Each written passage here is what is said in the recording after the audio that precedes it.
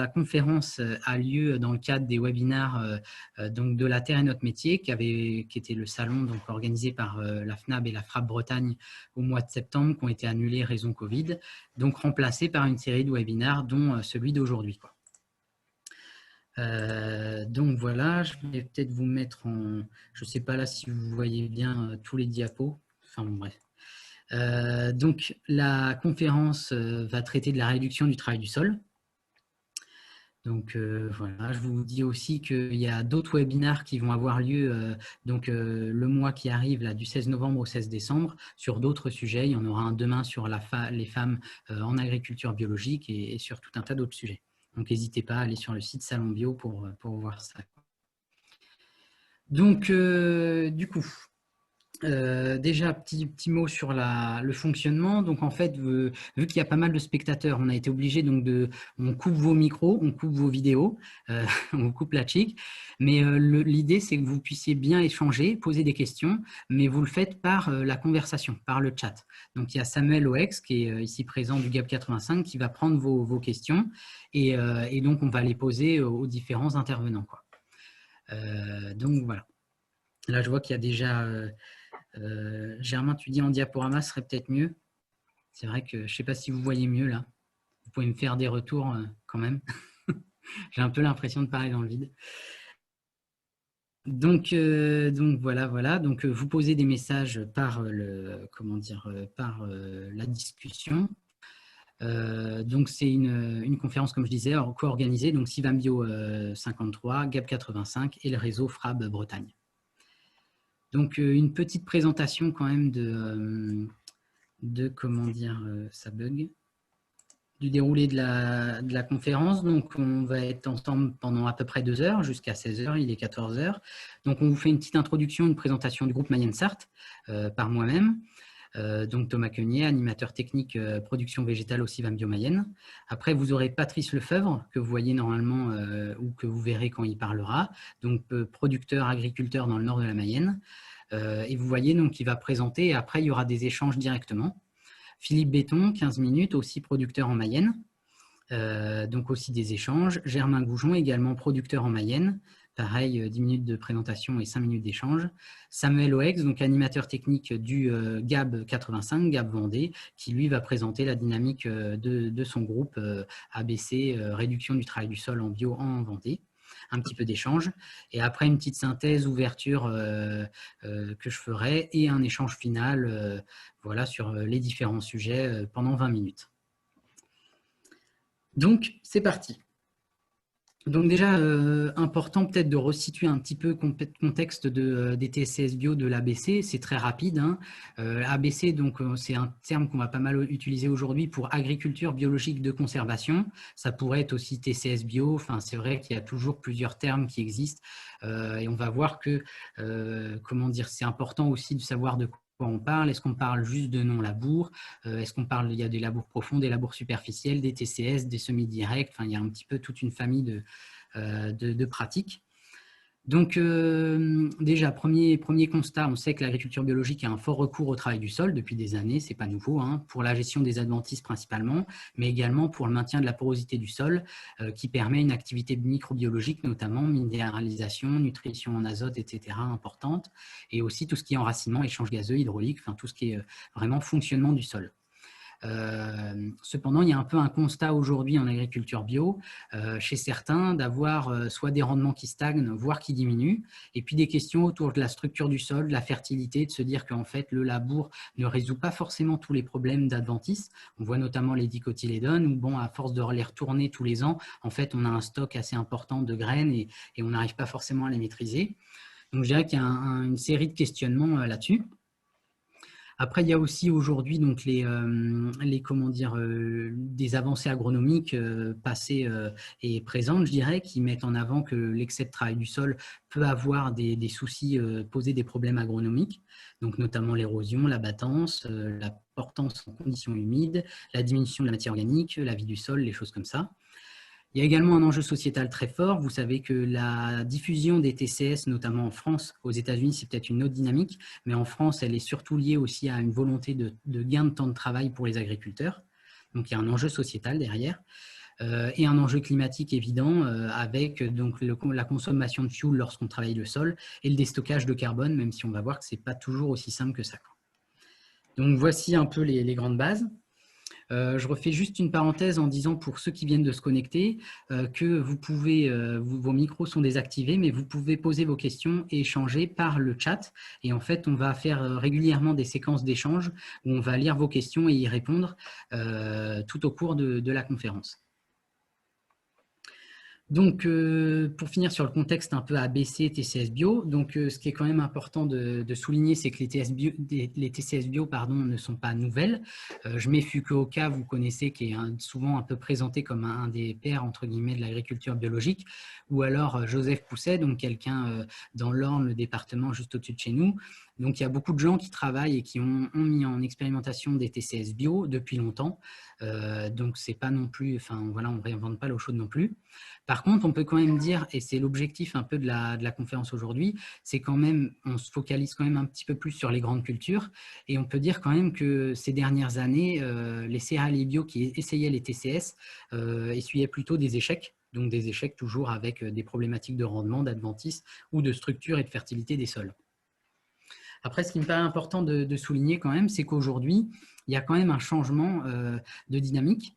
Et donc, on va le voir notamment dans nos groupes, les groupes de Samuel en Vendée et le groupe que j'anime en Mayenne, où du coup, on a un renouvellement du groupe, des gens plus jeunes et des gens qui viennent du conventionnel, de l'agriculture de conservation, et donc des gens qui ont à cœur en fait de montrer que le challenge entre guillemets agriculture de conservation et agriculture biologique est possible. Donc, je dirais qu'il y a un renouvellement, un regain d'intérêt sur ces thématiques.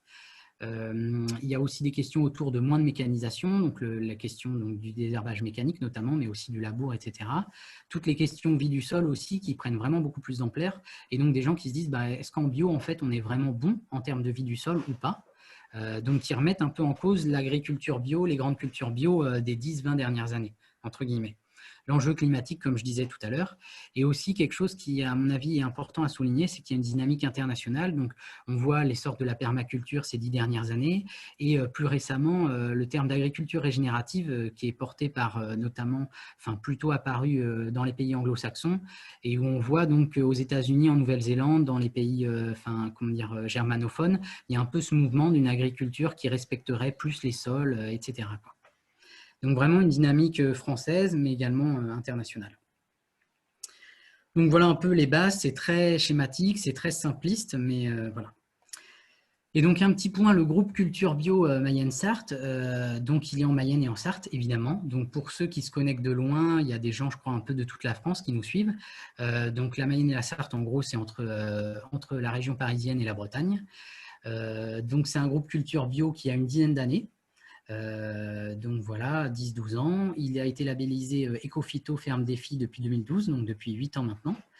Et ce qui est intéressant, donc il y a eu plusieurs producteurs qui faisaient des essais TCS dedans, dans ce groupe-là, mais en fait, il y a 4-5 ans, moi je me souviens, je suis arrivé en 2014, à animer ce groupe-là, et en fait, je dirais que le son de cloche, entre guillemets, c'était un peu les TCS bio, c'est sympa, on a essayé, ça marche pas, on laisse tomber, quoi. Donc, c'était un peu ça. Et donc, il y a eu beaucoup d'agronomes qui sont intervenus, etc. Beaucoup d'expérimentations, beaucoup d'échanges très intéressants. Et depuis quelques années, un peu comme sur la diapo précédente, on voit un renouvellement du groupe, un rajeunissement. Et du coup, le sujet des TCS bio qui revient un peu sur le dessus du panier. Et des jeunes, des nouveaux qui disent, tiens, nous, on veut vraiment retravailler dessus et essayer de faire d'aller plus loin. Donc, il y a des choses très intéressantes. C'est pour ça qu'on a estimé qu'on pouvait faire cette conférence, même si vous allez voir, on n'a pas des recettes miracles sur les TCS bio. Et c'est un humble témoignage de ce que font les groupes en Pays de la Loire, donc en Mayenne, Sarthe et en Vendée. Donc voilà, je vous présente les 3 producteurs mayennais qui vont maintenant prendre la parole. Donc Patrice Lefeuvre qui va prendre la parole, donc un système bovin-lait avec à peu près 50% de prairies, mais il pourra préciser tout ça. Philippe Béton, plutôt en cochon, donc avec peu de prairies, et là c'est intéressant aussi, c'est peut-être des systèmes plus compliqués encore pour les TCS bio. Et Germain Goujon, donc en viande avec un système un peu intermédiaire. Donc c'est parti pour Patrice Lefeuvre, 20 ans de démarche de réduction du labour en bio. Donc Patrice, est-ce que tu peux et veux prendre le relais ? Bonjour. Bonjour. Vous m'entendez? Et attends, juste, donc je vous rappelle encore une fois, excuse-moi Patrice, donc vos micros sont coupés, vous pouvez échanger et comment dire, poser des questions sur le chat, sur la discussion. Et l'idée donc c'est que chaque intervenant va parler 10-15 minutes et après on a du temps d'échange. Donc voilà, là Patrice va présenter 10 minutes son système et après on a 5 minutes d'échange avec Patrice et ainsi de suite. Donc vas-y Patrice. Bonjour. Tu lances la diapo suivante, s'il te plaît? Ouais, Donc, effectivement, ça fait 20 ans qu'on est en démarche de recherche sur l'agriculture de conservation. Je me suis installé en 94, ma femme en 96. On s'est converti à la bio en 97. Et on a commencé à s'interroger très tôt sur les méthodes de travail du sol. Et j'ai eu l'opportunité de rencontrer Manfred Wenz en 99-2000, je crois. Ce qui a fini de nous convaincre de l'intérêt de fouiller dans cette direction-là. Aujourd'hui, sur la ferme, on est 4 associés sur 108 hectares. 4 associés, dont un, je profite de la fenêtre pour faire un peu de pub, dont un est en démarche de reconversion professionnelle pour raison de santé. Donc, on recherche un associé, d'abord un salarié, qui pourrait avoir envie de s'associer. Je ferme la parenthèse. Donc sur 108 hectares, historiquement, on produisait surtout du lait, avec 55 vaches laitières. Donc c'est à peu près 350 000 litres de lait. On a accueilli une nouvelle associée en 2016, passionnée par la culture de plantes médicinales, plantes à parfum médicinales et aromatiques, dans le désordre. Ce qui occupe de plus en plus de temps et d'espace sur la ferme, d'année en année. La ferme se situe dans le nord-est de Mayenne, coincée un petit peu entre les cantons de Baie et celui de Vienne-la-Juhel. Nous sommes à peu près à entre 150 et 250 mètres d'altitude, avec une problématique eau qui se fait sentir de plus en plus ces derniers temps. Nous étions plutôt coutumiers de 800 mm de pluie. Force est de constater que ça n'est plus la moyenne. On est descendu. L'an dernier, on a dû attraper quelque chose comme 550 en hiver, comme beaucoup. Puis quasiment plus rien ensuite, ou des micros-arrosages, ce qui fait qu'on est à peu près à 700 mm maintenant. Sur des sols limoneux sableux plutôt séchants, avec une arène granitique assez superficielle dans une partie des parcelles, et pour couronner le tout, avec une pente plutôt exposée sud. Ce qui complique encore. L'assolement est principalement composé de prairies. Nous produisons du lait sous le label lait de foin. Donc les vaches ne sont nourries qu'à l'herbe ou au foin. On a d'ailleurs un séchoir à séchage en grange. Donc je vous disais tout à l'heure, on est en démarche de diminution du labour depuis à peu près 2000. On avait commencé un petit peu avant, mais donc la rencontre de Manfred Wenz a fini de nous convaincre d'accentuer la démarche. Pour des rendements qui fluctuent, pour un blé entre 25 et 50 quintaux, parfois plus, mais c'est de l'ordre de la bonne surprise. Et en maïs, 50 à 85 quintaux, avec peut-être une moyenne de 65-70. Et des coûts pires que 50 en fait, puisque certaines années on est amené à détruire parce que les oiseaux ne nous ont pas laissé suffisamment de surface pour que ça vaille le coup de continuer à mener la culture. La rotation démarre par de la prairie temporaire. Donc sur les 108 hectares, donc on a quand même 13 hectares de prairie permanente qui n'entrent pas dans la rotation, bien sûr.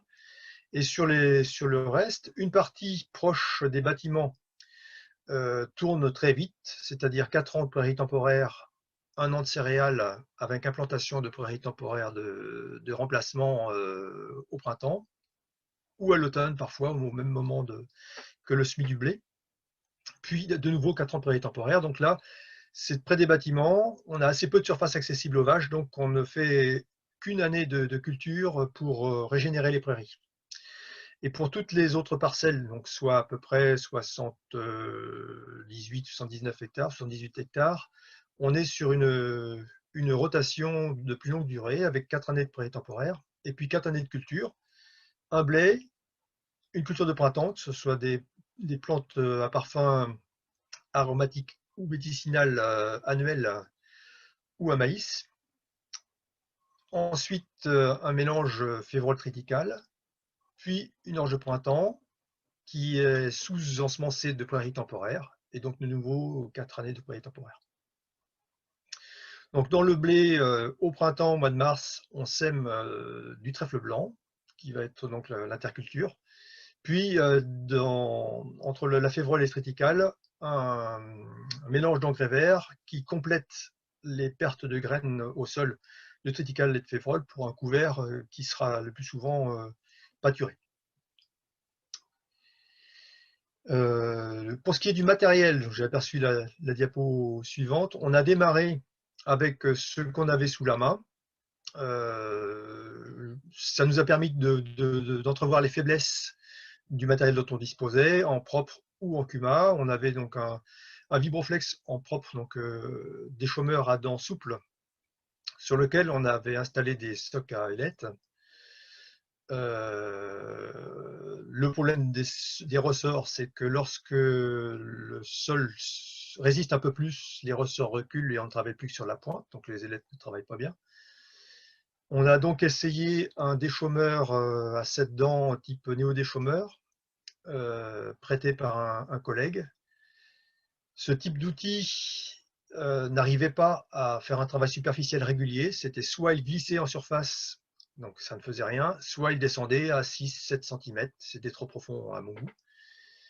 Un outil plus performant en fait, c'était le cover crop de la CUMA qui, bien réglé avec un bon équilibre avant-arrière, notamment sur la zone de travail des disques avant par rapport aux disques arrière et vice-versa.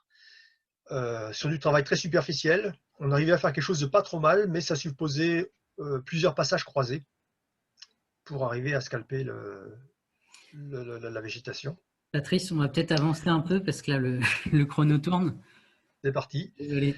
Et donc là, on a perçu les limites de chacun de ces outils-là. On a donc eu l'impression que, puisqu'il semblait intéressant de fouiller dans la direction de la diminution du travail du sol, du travail efficace nous permettrait d'être meilleur. Donc j'ai conçu un déchômeur scalper lourd avec des dents rigides et des socs triangulaires que vous avez vu tout à l'heure sur la diapo, qui permet de travailler parfaitement à plat à une profondeur parfaitement maîtrisée.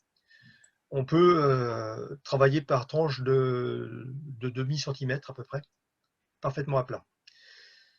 Donc c'est ce qu'on va appeler le scalper lourd. On utilise par ailleurs un rotavator qui permet de hacher les prairies pour éviter les plisses gênantes.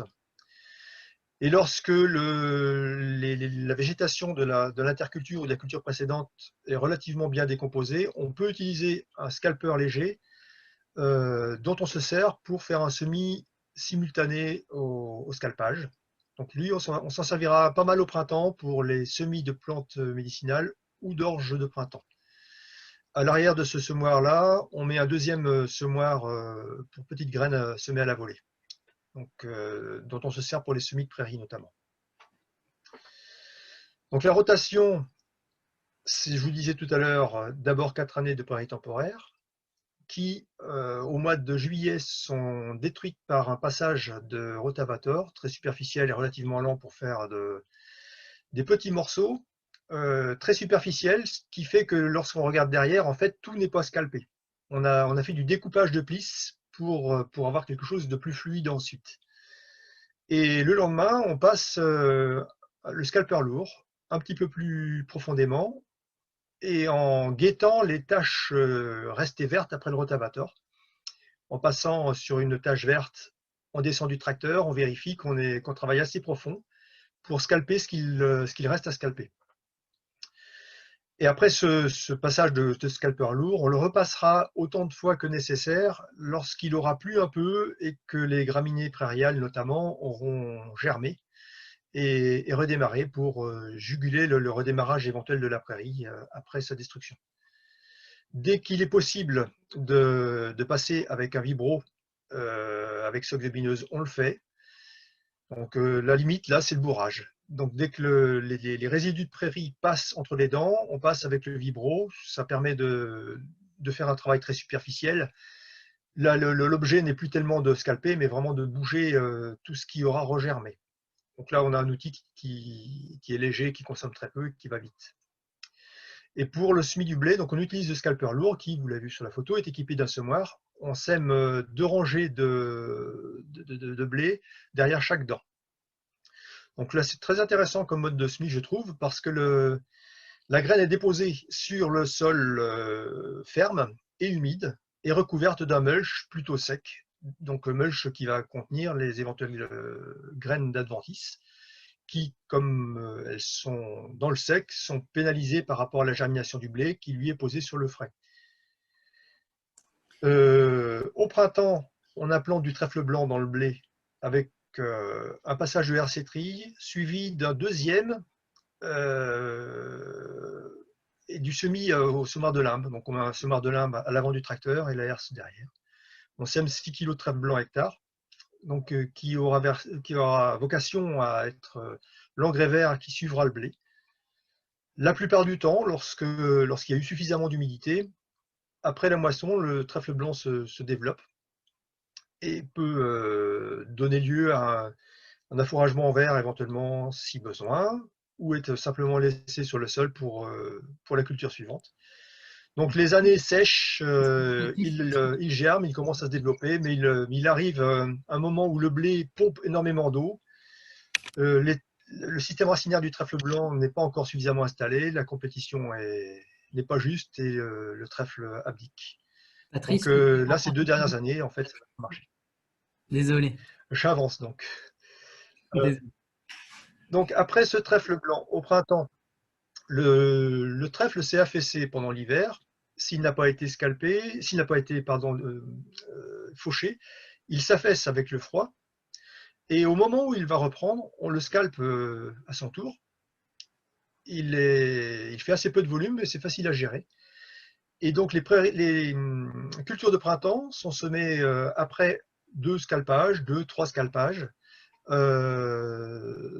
toujours très superficiel, 2-3 cm, une épaisseur de doigt grosso modo, que ce soit pour du maïs ou des cultures aromatiques annuelles de printemps. Le maïs ensuite est semé avec un semoir conventionnel. Il peut, selon les parcelles, être précédé d'une sorte de passage de strip-till.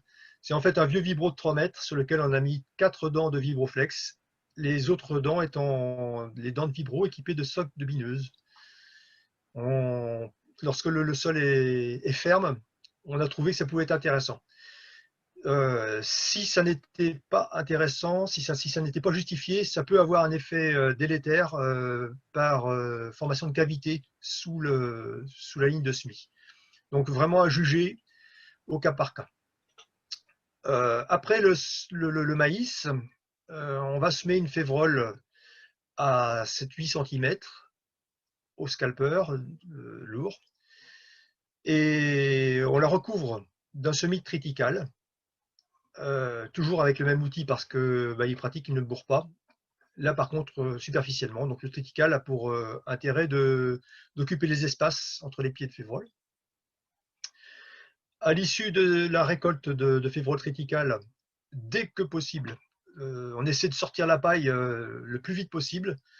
On va semer donc avec le même scalper lourd ou cette année avec un déchômeur à disque indépendant équipé d'un de limbe DPA. Un mélange d'engrais verts à base d'avoine brésilienne Vess, plus du lin, lentilles, etc. Les espèces les plus visibles étant quand même l'avoine brésilienne, accessoirement la Vess, et finalement la févrole et le triticale. Ce qui fait que les autres espèces, on verra à l'avenir, c'est pas sûr qu'on s'entêtera à semer des choses qui coûtent cher. Donc cet engrais vert-là, il est pâturé. Là, on va y mettre les génisses cette semaine, ou broyer si on n'en avait pas besoin. Et en février, donc, on va installer une orge de printemps après scalpage, soit donc avec notre scalpeur lourd, soit avec des chômeurs à disque indépendants de l'Accuma. Ensuite, donc, on sème l'orge avec le scalpeur léger. Scalpeur léger plus 2 semoirs, donc la caisse Amazon que vous avez vu sur la photo, et puis un semoir Fiona pour petites graines qui sème à la volée sur la herse de recouvrement. Donc un passage de rouleau ensuite, et donc on a implanté une orge de printemps et une prairie simultanément. Voilà, pour ce qui est de la rotation. Désolé. Si tu peux conclure en 30 secondes, Patrice? Je vais essayer d'aller vite. J'ai le mauvais rôle. Donc, nous, ça fait donc 20 ans qu'on s'y essaie. On est relativement satisfait. On a quasiment plus de rumex ni de chardon. Par contre, on a du pissenlit parce que le sol reste ferme et riche, et de plus en plus riche en matière organique. Le pissenlit aime ce genre de terrain et il s'installe. On a constaté que ça fonctionne bien à condition de rester dans une zone très superficielle et si possible d'aller en profondeur décroissante vers le semis pour éviter de brasser de la graine et puis de ramener de la semence d'adventice au moment du semis. Donc, nous, ce qu'on a remarqué, c'est ça, il faut 2 cm, 2-3 cm, c'est bien. On le fait pour la févrole, on descend à 8 cm pour le semis de févrole, parce qu'on a toujours peur d'une gelée de févrole en hiver. C'est franchement pas terrible, parce qu'on fait du brassage, et là, on remonte des adventices, d'où l'intérêt de la couverture triticale qui jugule un petit peu le problème. Donc chez nous, c'est soit 2-3 cm, soit on ressort la charrue qui est dans le fond du hangar. Entre les deux, je pense qu'on a des explications des échecs en TCS Bio. Les profondeurs intermédiaires sont des profondeurs bâtardes, à mon avis. Sur les 20 années, là, on a observé un gain de matière organique de 1 point à peu près. On a remarqué qu'on n'a pas de souci d'érosion alors qu'il y en a chez les voisins.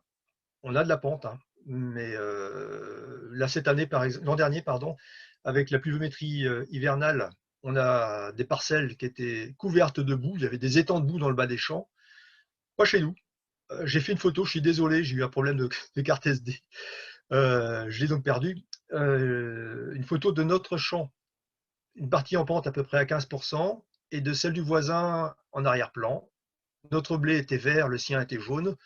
Notre terre était brune et stable. La sienne était rendue dans le fond de son champ. C'était très parlant. Donc ça conforte vraiment dans notre stratégie de suppression du labour. On jugule l'érosion lorsqu'on se dispense de labourer. Les limites du système, c'est on a tendance à être un peu court en azote. On perd des tales sur les céréales. Donc on s'interroge un petit peu forcément sur le fonctionnement du sol. J'ai un début de réponse sur les fins en azote. Je pense que lorsqu'on gagne 1 point de matière organique, cette matière organique emprisonne, entre guillemets, de l'azote. Donc on fait en fait le contraire de la minéralisation puisqu'on stocke. Lorsqu'on n'apporte pas d'azote et qu'on en stocke, forcément il y en a un peu moins disponible pour les cultures. Donc on en est un petit peu là aujourd'hui. Autre limite, celle-là on la découvre pas vraiment, mais elle est vraiment confirmée cette année. Après une sécheresse très, très sévère, on constate qu'une partie des prairies ne démarre pas. Et en fait, elles sont attaquées par des hannetons. Donc ces braves bestioles broutent sous la surface du sol.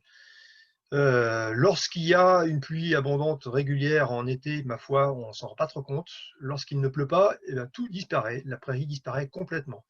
Donc je pense que lorsqu'on ne touche pas au sol, lorsqu'on ne chamboule pas l'habitat de ces bestioles-là, qu'ils n'ont pas suffisamment de prédateurs, qu'on n'utilise pas d'insecticides bien sûr, ma foi, ils sont à la fête. Donc ça, c'est une des limites là, qui apparaît très clairement cette année. En clair, on a à peu près une vingtaine d'hectares de prairies nettement endommagées. Du coup, ce que je propose, Patrice, vu qu'on a été un petit peu plus long que prévu, là, je vous affiche là les perspectives et projets, et donc comme ça, vous pouvez tous les lire, et on va prendre les questions tout de suite. Comme ça, s'il y a des questions sur les perspectives et projets, on les commentera. Sinon, on commente directement ce que tu viens de présenter. Ça te va, Patrice? Oui, on pourrait y revenir de toute façon sur les perspectives. Voilà. Donc, est-ce que Samuel, tu as géré un peu les questions? Ouais. Bah là, en question, il y en a peut-être d'autres qui vont arriver maintenant qu'on Voilà. arrive à la phase de Allez-y questions. maintenant. Donc Samuel, tu peux poser les premières qui sont Bah, arrivées. la première là qui est arrivée, il y a eu une question tout à l'heure sur la rotation, mais je pense qu'il y a eu un début de réponse par la suite. Et là, il y a une question sur la concurrence au démarrage du maïs avec les adventices. Le maïs ne connaît pas de concurrence d'adventices à son démarrage, point d'interrogation. Patrice? Est-ce que tu vois une différence dans un Lorsqu'on fait système comme le tien? Pardon? Oui, Patrice, est-ce que la question c'est est-ce que tu vois une différence dans un Non, système non, non. comme le tien par rapport à un système classique sur le démarrage des adventices? On le gère de la même manière, hein. On fait un herçage en aveugle, suivi d'un herçage à 3 feuilles, éventuellement binage 4 feuilles, herçage à nouveau, et puis butage à 7-8 feuilles. Et on n'a pas, en tout cas, on a beaucoup moins d'adventices type kénopode. Celles qui nous embêtent le plus sont le pissenlit, en fait, et le liseron des champs. Mais on n'a pas de souci particulier de désherbage du maïs, à mon avis, parce qu'on ne travaille que superficiellement. Une autre question, Samuel?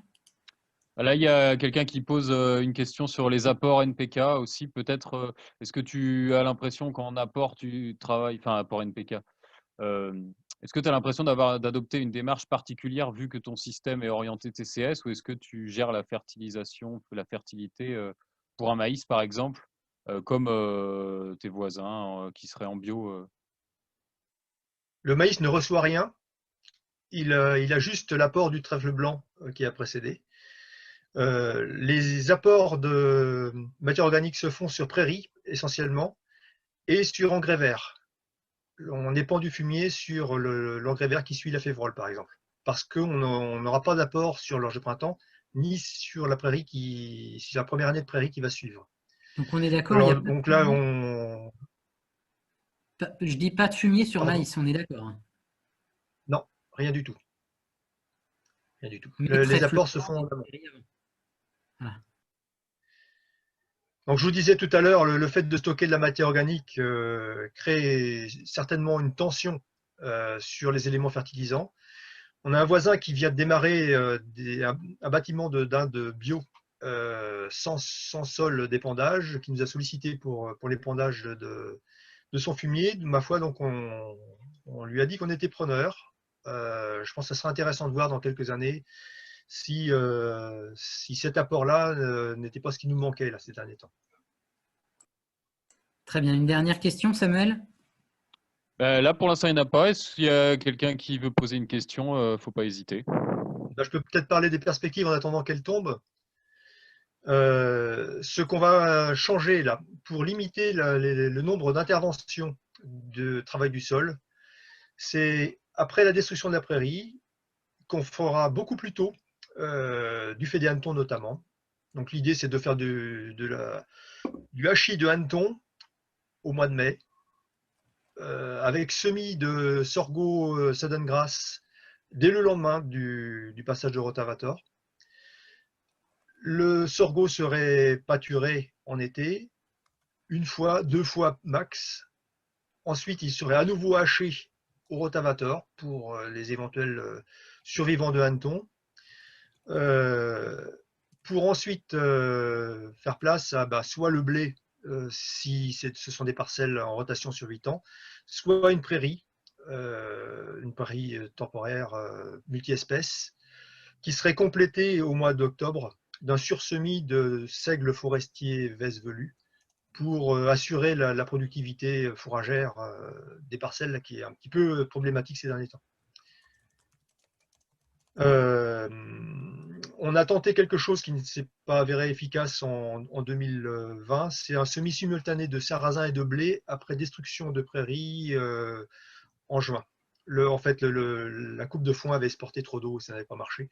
Mais peut-être que c'est quelque chose qu'il ne faudra pas oublier. En fait, ça a fonctionné sur une parcelle de menthe qu'on avait détruite. Il y avait juste 12 mètres de large, on l'a fait brouter, c'était plus simple, mais sinon, oui, le mélange paraissait pertinent. On avait pensé également faire de la betterave en semi-direct après une interculture type avoine brésilienne, Vess, très dense. En fait, pour l'instant, ça reste dans les placards. On a besoin de refaire des stocks fourragers. La betterave est une plante qui sait attendre l'eau, mais lorsqu'elle ne vient pas, ben, elle ne fait rien du tout. On l'a vu chez des voisins. Il vaut mieux tabler dans notre cas, sur des cultures de type seigle forestier Vess, des plantes qui vont pousser à coup sûr en sortie d'hiver, le temps de se refaire une petite santé dans les stocks fourragers. Du coup, Patrice, une dernière question, hein, parce que faut qu'on avance après. C'est Guillaume Bauer, Sivam Normand, donc faut poser les questions dans le chat directement. C'est vrai qu'il y a une option questions-réponses. Guillaume l'a posée à cet endroit-là. Donc c'est la question de Guillaume. Pas de difficulté particulière pour implanter le trèfle blanc, point d'interrogation. Est-ce qu'il y a d'autres idées de légumineuses pouvant faire le même service, lotier, etc. Bon, le trèfle blanc, on l'implante après un passage de hercéterie. On va attendre 3, 4 jours, 5 jours, 6 jours, enfin, ça dépendra un peu de la météo. Et on fait un deuxième passage. Donc le premier passage a pour but d'ameublir un petit peu, éventuellement de suggérer à quelques plantules de démarrer, plantules qui seraient arrachées au deuxième passage de hercéterie. Donc à ce moment-là, on fait un deuxième passage avec le delave à l'avant du tracteur. Et si besoin, si on a peur que l'humidité ne soit pas suffisante, on passe un coup de rouleau lisse. Et ce faisant, ça se passe pas trop mal. En général, il y a une levée assez franche et rapide. Donc le souci que j'évoquais tout à l'heure, c'est que si on manque d'eau à partir du stade gonflement du blé, bah, le blé pompe tout et le trèfle disparaît. Bon, et bien très bien. On va continuer du coup. Je propose à Philippe Béton de prendre la parole. Philippe, si tu peux activer ton micro. Merci beaucoup à Patrice. Et après, il y aura un temps d'échange général, donc n'hésitez pas à garder d'autres questions. Ça a été un peu court, hein, désolé, mais voilà. Bonjour à tous, vous m'entendez? Hop, c'est bon, on t'entend bien. Donc Philippe, voilà, va falloir que tu sois assez rapide. Et c'est parti. Bonjour à tous, donc Philippe Béton, je suis de la Mayenne, comme Patrice et Germain. Donc moi je suis éleveur de porcs, principalement, système polyculture élevage. Je suis parti en bio comme Patrice en 97-98, avec un système naissant-agresseur, 50 truies qui occupe des prairies, qui sert de tête de rotation. Et l'engraissement sur paille. Je fabrique l'aliment à la ferme. C'est un élevage qui est lié au sol. Et j'ai également un petit atelier de bovins pour occuper les prés naturels et les prés temporaires nécessaires pour la rotation de 15 vaches allaitantes, naisseurs et agresseurs. Et donc j'ai une surface de 85 hectares actuellement. Et en main-d'œuvre, donc je suis gérant de la société EARL qui s'appelle Les Bienheureux Goret. Voilà, avec 2 salariés à temps partiel. Donc, pour nourrir l'autonomie pour l'élevage de porc est de l'ordre d'une petite moitié. Et c'est ma grande motivation, c'est que vraiment, mon élevage de porc est lié au sol. C'est-à-dire que tout ce que les cochons mangent, je le cultive. Donc, ça va je cultive des céréales, des protéagineux et également du soja, du colza, donc en céréales triticales, orge, maïs. En protéagineux, je fais du lupin de printemps, la févrole d'hiver, et puis, comme je disais, du colza, que vous pouvez voir sur la photo, et du soja, depuis 20 ans, avec des échecs et réussites, mais maintenant, le soja est bien maîtrisé. Donc, c'est une rotation céréalière, hein, avec peu de prairies, qui représente un quart de ma rotation, avec des sols limoneux, sableux, assez profonds, dans un bocage fonctionnel. On peut dire que je pratique un peu l'agroforesterie, avec une autre bocage de la Mayenne. Comme je cultive beaucoup de protéagineux, j'évite d'utiliser en interculture du trèfle pour des raisons sanitaires. Comme je suis éleveur, on exporte la paille et le constat, c'est qu'on a du mal à semer les couverts assez tôt pour avoir une bonne biomasse. Voilà, c'est le constat. Donc, à mes débuts, donc en les années 98-2000, là, j'ai suivi un peu le protocole classique en bio, un bio bleu classique, en faisant du labour systématique, réalisant du compost plutôt vieux, avec apport d'amendement que je maintiens, bien sûr, une grande attention à la rotation, et faisant beaucoup de faux semis, de déchômage, sarclage. Et au bout de 10-15 ans, j'avais des problèmes de salissement et des rendements qui avaient tendance à diminuer. Et je suis passé au binage pour les cultures d'hiver il y a 8-10 ans pour essayer d'améliorer le salissement. Avec cela, donc j'ai mené une réflexion depuis 10 ans, en 2010, une réflexion sur la question, sur la vie du sol, sur la vie microbienne, la fertilité, l'énergie qu'on utilise. Donc avec le Sylvain Bio, notre groupe d'échange, on a participé à beaucoup de conférences, on a fait venir, comme disait Thomas, des agronomes, comme Frédéric Thomas, on a Vance. Je suis également adhérent à l'association Base pour voir un peu ce qui se passe ailleurs. On a réalisé des voyages d'études. Et puis donc, du coup, ça nous donnait l'idée, avec l'aide de la CUMA locale, car je travaille en CUMA, tout le matériel de travail du sol et de tracteurs est en CUMA, et avec la dynamique locale en bio, on a pu s'équiper d'un semoir semi-direct Adam, un Ecodine, en 2012, pour s'aventurer à le semi-direct dans des engrais verts. Voilà, c'était ça notre objectif. On voulait censer à ce type d'agriculture, l'agriculture de conservation, avec un rouleau x4 vents, semer nos cultures dans l'engrais vert. Donc c'était parti.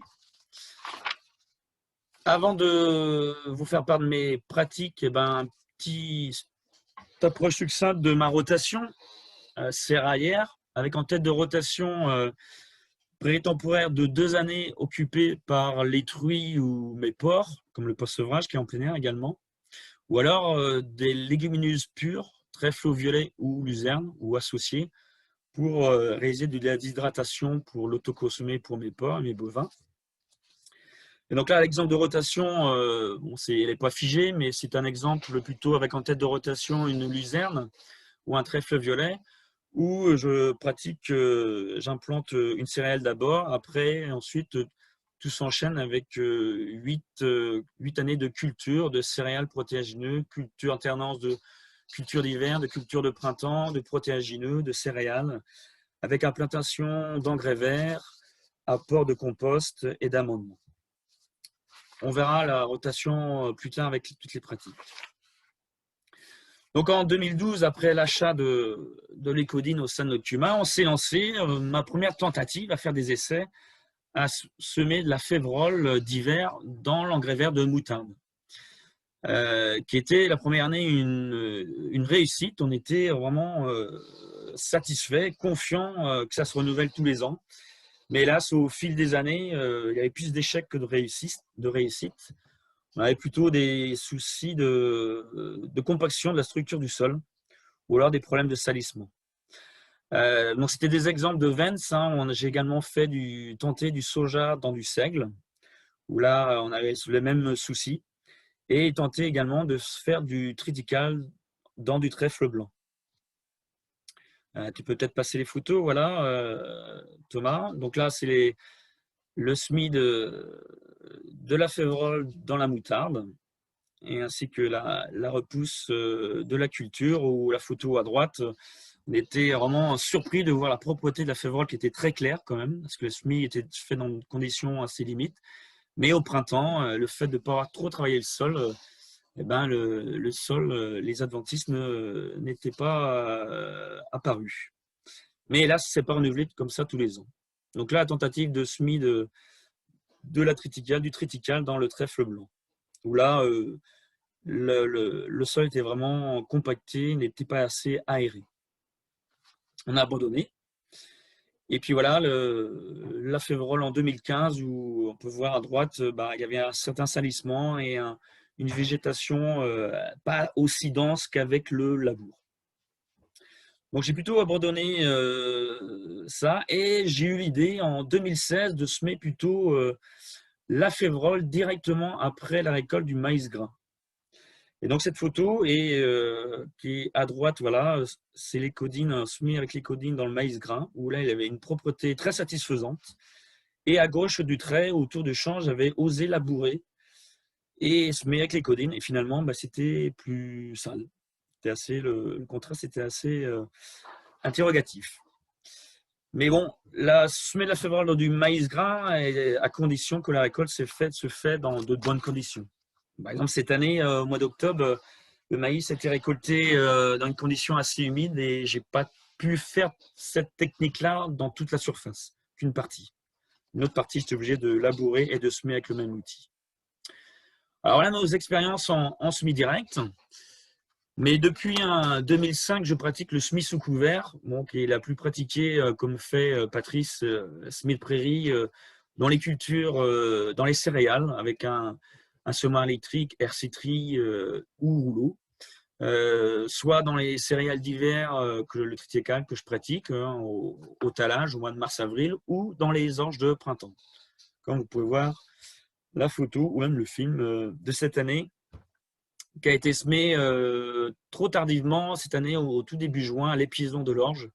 On n'a pas pu le faire avant. Et il aurait fallu faire plus tôt pour réussir. Et donc, le semis sous couvert des prairies m'amène à poser la question d'essayer de trouver une solution de semer en sous couvert plutôt de l'engrais vert, au lieu de semer trop tardivement, comme je disais tout à l'heure, ou alors, pourquoi pas, tenter de faire des cultures brûlées. Alors ensuite, je me suis préparé à faire du non-labour en TCS de 10-15 cm. Et ma interrogation, c'était plutôt comment maîtriser le salissement en non-labour par rapport au labour. Mais comme je me suis mis au binage précédemment, ça m'a tenté d'aller un peu plus loin en non-labour, puisque si le salissement est plus important, je peux rattraper avec le binage. Mais ma condition d'aller vers le non-labour était de ne pas augmenter le nombre de passages par rapport à un système labour. Donc j'ai commencé à réaliser cela avec la culture de colza, soit binée ou associée.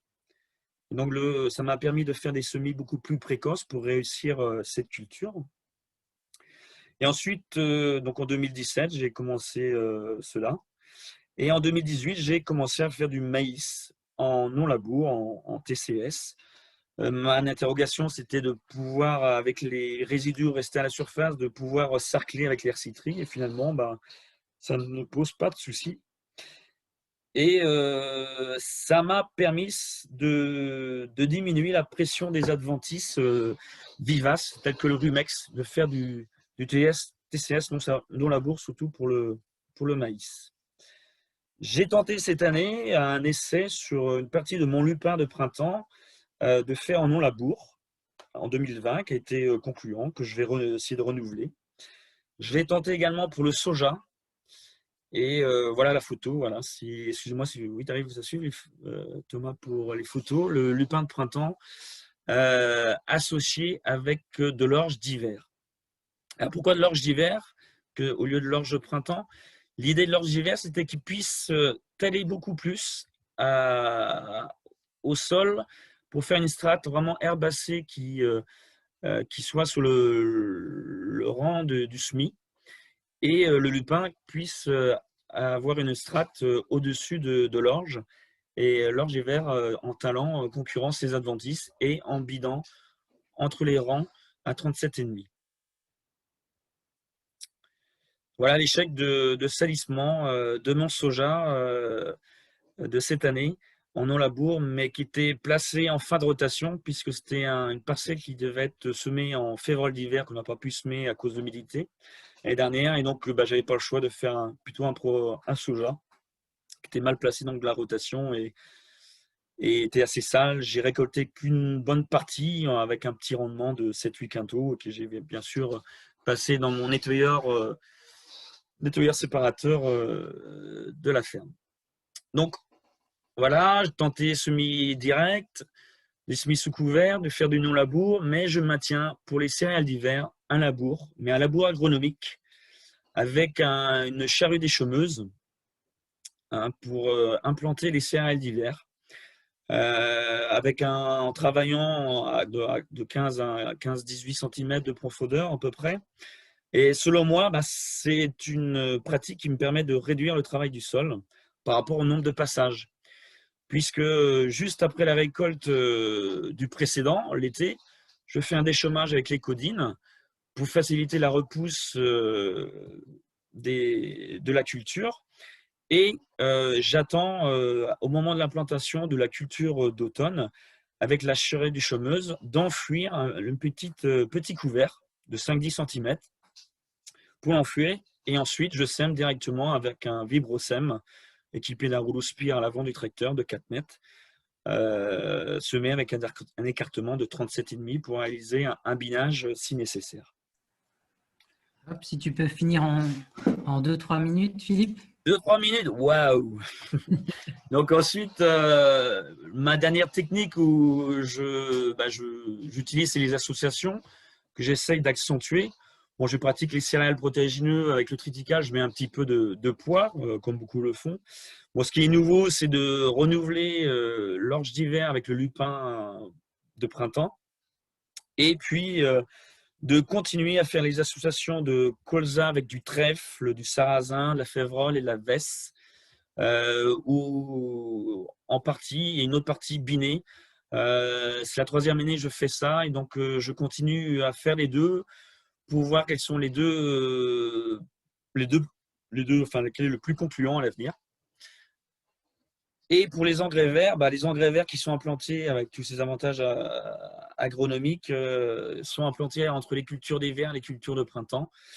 Et puis aussi, je réalise des dérobés avant le maïs et le soja, de dérobés de mélo que je récolte en enrubanage à fin avril, début mai pour nourrir mes bovins.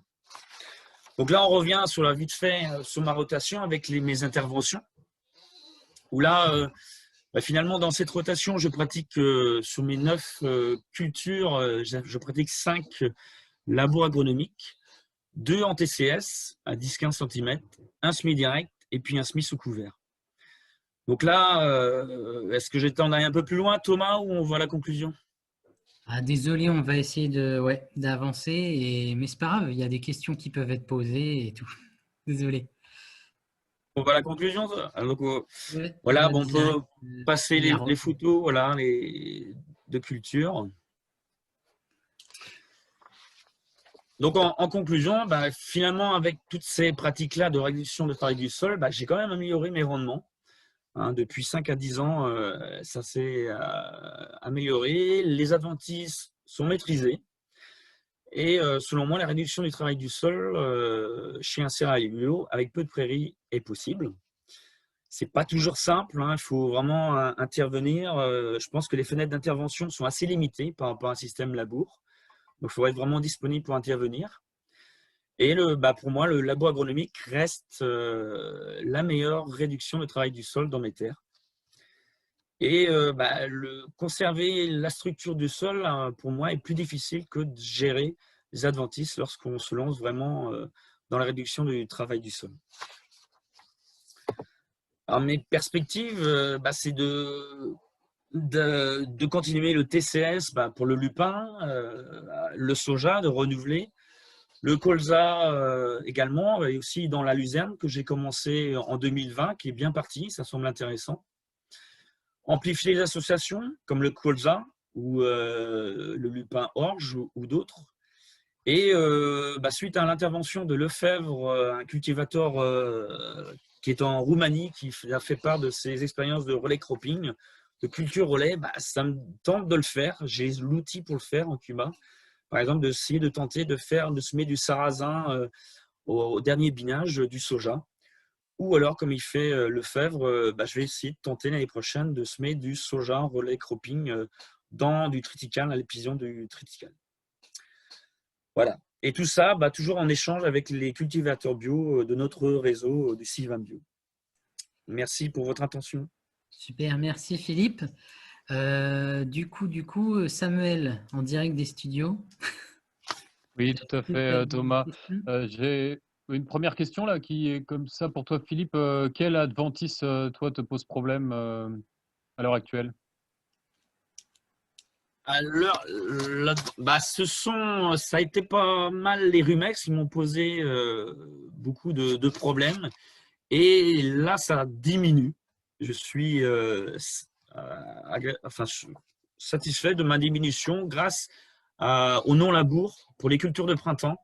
C'est-à-dire puisqu'on laisse toujours à la surface les rumex, les racines ou les feuilles qui dessèchent au soleil et qu'on ne les enfuit pas. Et combiné avec un binage, on arrive à les réduire. C'était ça mon gros souci depuis 10 ans et qui a tendance à régresser.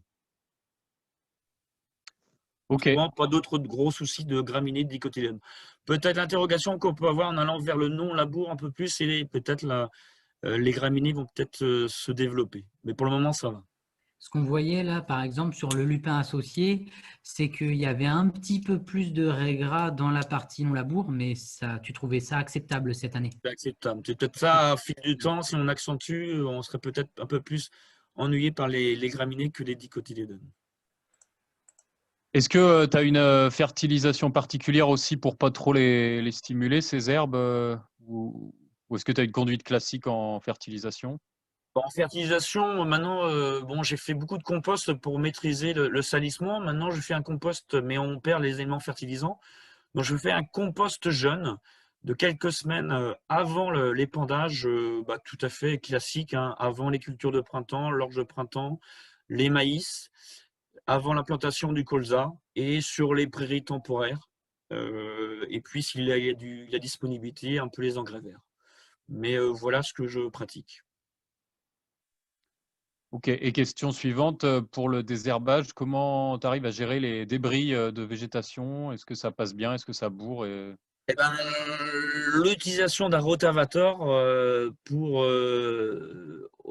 utiliser un outil animé par la prise, enfin pour les cultures de printemps en non-labour, c'est d'utiliser au moins un passage d'outil animé par la prise de force ou un rotalabour ou rotavator pour vraiment émietter les résidus. Et finalement, c'était mon interrogation, ma crainte. Et là, comme la photo peut le voir, la herciterie dans le maïs, avec un seul passage d'outils animés par la prise de force, ça ne ratisse pas trop, ça passe à travers.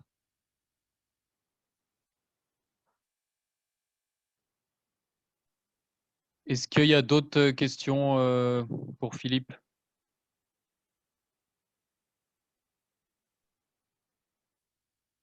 Donc, posez bien vos questions dans le chat, dans la discussion. Sinon, il y avait une question pour Patrice, je la reprends rapidement, je l'ai vue justement dans les autres questions. Donc, c'était Léa Piron-Visset. En termes de consommation de fuel, mais ça peut être une question pour toi aussi, Philippe, hein, consommation de fuel, Patrice, que peux-tu dire de ces itinéraires? Qu'est-ce que vous pouvez dire tous les deux au niveau fuel? Comment, Patrice? Non moi, pour ma part, effectivement, bon, c'est le labour qui consomme le plus de fuel lorsqu'on passe un labour ou un passage d'un outil animé par la prise de force. On est vraiment pas loin des 20 litres à l'heure. Donc, la diminution, la réduction du temps de travail, enfin des pratiques, je prête beaucoup attention. Si je m'oriente à ça, ma crainte aussi, si on fait du non-labour, c'est de faire beaucoup de passages. Et même si ces passages-là ne consomment pas beaucoup de carburant, si la fréquence augmente, on risque d'arriver aux mêmes situations qu'avec labour. Donc c'est pour ça, moi, je prête beaucoup d'attention d'aller vers le non-labour à condition que le nombre de passages n'augmente pas. Mais du coup, très concrètement, aujourd'hui, est-ce que, par exemple, tu as l'impression de moins consommer de fuel qu'il y a 10 ans? Ou c'est pareil? Le fait d'aller vers des semis sous couvert ou faire des semis directs, tout simplement, ça diminue. Très Mais bien. je n'ai pas été poussé plus loin à quantifier à l'hectare la culture. Oui, comparé. Patrice, est-ce que tu as remarqué une diminution de ton achat de fuel? Il faut que tu remettes ton micro, par contre. Ah non, c'est bon. Si, j'ai remis, c'est bon. Normalement, vous m'entendez? Oui, c'est bon. C'est cool. Donc, avec le labour, en général, on avait recours à un déchômage, un mélange avec un outil à dents, par un travail à 10-15 cm, puis un labour à 18-20, puis reprise du labour avec outils animés ou vibroculteurs. Donc chacune des opérations cumulées nous fait arriver déjà à plus de 50 litres de fuel, hein. La méthode là qu'on utilise en travail très superficiel, certes, nous impose des passages assez fréquents et répétés, mais ce sont des passages qui nous font consommer autour de 7 litres pour le rota et un peu plus de 3 litres pour les passages de scalper lourds et moins de 2,5 litres pour le passage de vibro avec les socs de bineuse. Donc en fait, on passe souvent, mais pour consommer assez peu. Dans les champs en pente, lorsqu'on s'arrête, parce qu'on s'arrête pour vérifier le réglage en début de chantier, il ne faut pas oublier le frein à main. Parce que, outil posé, l'ensemble peut descendre la pente. C'est-à-dire que ça résiste très peu, quoi. Donc la consommation de fuel est relativement plus faible.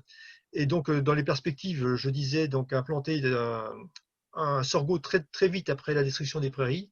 Là, pour le coup, il y a juste le passage du rota plus scalper lourd pour le semis. Et là, on arrive à peu près à 10 litres. Et on renouvelle l'opération pour le semis du blé à l'automne. Et ça nous fait arriver à peine à 20 litres. Donc, pour ce qui est de la consommation de fuel, on est plutôt satisfait. Très bien. Du coup, il y a d'autres questions. À nouveau, vous posez vos questions dans questions-réponses. C'est vrai que ça paraît intuitif et c'est plutôt dans le chat qu'il faut, désolé. Je voyais Quentin Sangers qui voulait vraiment savoir si jamais il y a un pâturage des porcs sur les parcelles pour Philippe Béton. Le pâturage est réalisé sur ma tête de rotation, les prairies temporaires. Tout à fait, une bonne gestion de pâturage détruit pour économiser un peu d'aliments et le surplus d'herbe est récolté en fourrage, en rubanage au fond. Mais donc pas de Et pas sur les engrais verts. Je ne pratique pas sur les engrais verts pour l'aspect pratique, qui ni pourrait sur être les une céréales. solution. Même pourquoi pas travail du sol avec leur gros. Hein. Mais niveau pratique, c'est pas simple à mettre en place. Ce sont des idées. Très bien. Est-ce qu'il y a d'autres questions, Samuel, du coup? Mais là, toujours Quentin aussi qui demandait est-ce que les effluents de l'élevage de porc, c'est pailleux ou uniquement lisier? C'est du fumier composté, jeune. Plutôt pas très très riche, c'est ce qu'on voyait ensemble. Enfin, pas très riche en azote. Ah bah, ça, on est au niveau de 6 unités d'azote Ah si. Ok, quand même. C'est très ça. bien. Est-ce qu'il y a d'autres questions? Bah, il y a une question sur le relais cropping Triticale Soja, mais je vais en parler aussi après tout à l'heure en montrant un exemple en Vendée. Alors je propose de la garder pour un petit peu après, sauf si Philippe, tu as déjà des éléments que tu veux partager là-dessus. Bah, sa question, c'est comment réaliser les passages, c'est ça, non? Bah là, c'est ouais, en termes de passage mécanique. Bon, moi, comme avec ma rotation céréalière, je pratique le binage à 37,5 de mes cultures d'hiver. Et effectivement, ça prend du temps, ça consomme du fuel. Et l'idée de faire le relais cropping me paraît intéressant de faire un binage pour biner et assouplir le sol pour préparer les semences et faire un deuxième passage ou pas. Ou alors, est-ce que l'idée, c'est d'installer mon semoir Vibrosem. Enfin, le semoir qui est sur le Vibrosem, c'est de l'enlever de mon Vibrosem et installer les bottes derrière mon porte-outils Fen. Et donc, peut-être en un seul passage, en faisant le binage, si le sol est assez ameubli pour semer, peut-être en un seul passage, en binant, je pourrais semer le soja en même temps. Peut-être. À voir. Voilà, je vois ça comme ça, sans augmenter le passage, quoi. C'est de réaliser mon binage et je sème en même temps. Et Voilà l'objectif. Deux dernières questions. Donc, une première pour Patrice Solène qui demande est-ce que 15-20 cm, c'est un labour agronomique pour toi, Patrice? C'est un labour. Pour moi, c'est un labour. Oui, je n'ai pas eu tellement l'opportunité de parler du labour. J'ai ressorti la charrue il y a 1 an et demi sur une parcelle qu'on destinait à des PAM annuelles de printemps pour simplifier le désherbage. En fait, on a gagné le gros lot parce qu'on est allé chercher des semences de liserons des haies. On savait pas trop on avait oublié qu'on les avait dans ce champ-là. Et on a été obligé de détruire les parcelles 2 semaines après le semis pour les ressemer tellement c'était sale et ingérable. Donc, notre philosophie, c'est vraiment du travail très superficiel et de s'abstenir autant que possible d'aller plus profond. Ou si on devait aller plus profond, on l'a fait une fois et ça sera peut-être à renouveler, c'est emprunter comment ça s'appelle, le fissurateur de la CUMA d'à côté, qui permet d'ameublir sans bouger trop le sol superficiellement. Ce n'est pas un outil qui va faire remonter des semences d'adventices. Très bien. Et dernière question, après on passera à Germain Goujon. Il y a Christian Battard qui demande plus pour vous deux. A-t-on une expérience de semis du maïs dans un trèfle ou autre légumineuse basse? Pas pour mon cas.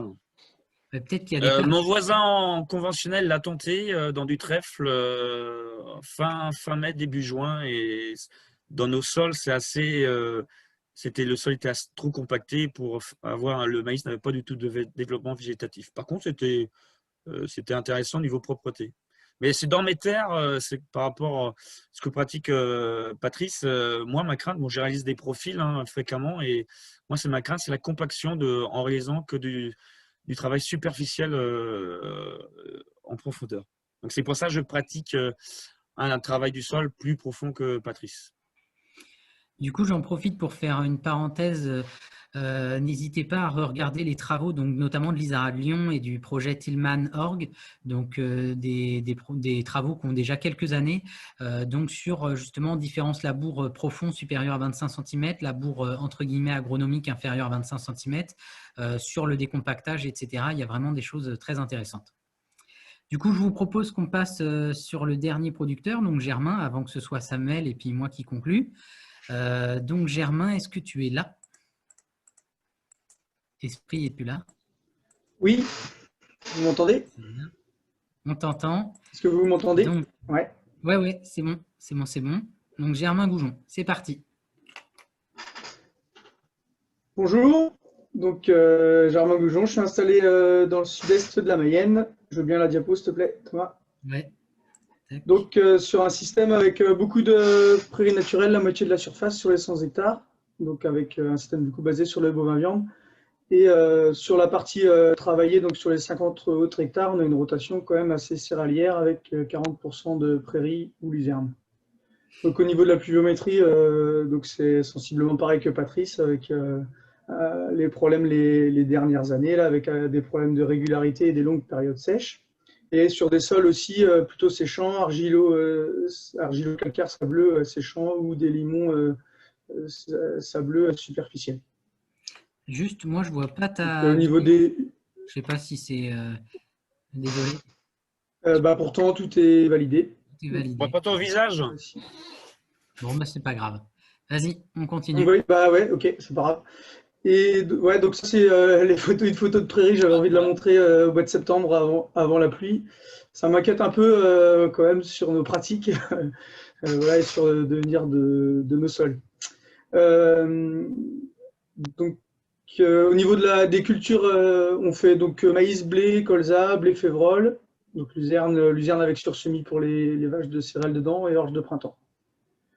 Voilà. Donc, en blé, on fait 35 à 40 avec une variabilité un peu plus élevée que ça, et en colza, 6 à 30 quintaux.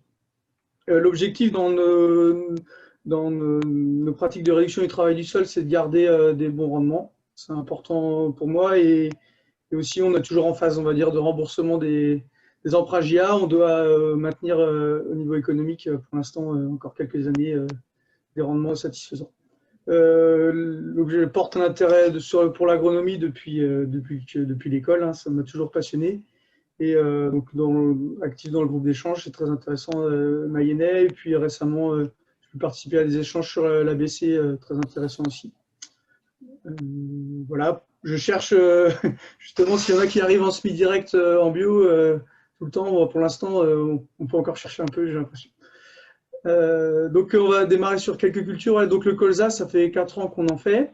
On a commencé avec des pratiques tout à fait normales, avec des déchômages, apport de fumier, et semis fin août, début septembre. Et donc, c'est assez aléatoire, problème d'insectes, de météo, de limaces. Et avec donc des rendements aléatoires, on s'est dit, bon, Est-ce que le colza, finalement, si c'est de la semence fermière, ça ne coûte rien, on le sème le plus tôt possible après la moisson, comme un couvert, on l'associe, et puis on voit ce que ça fait.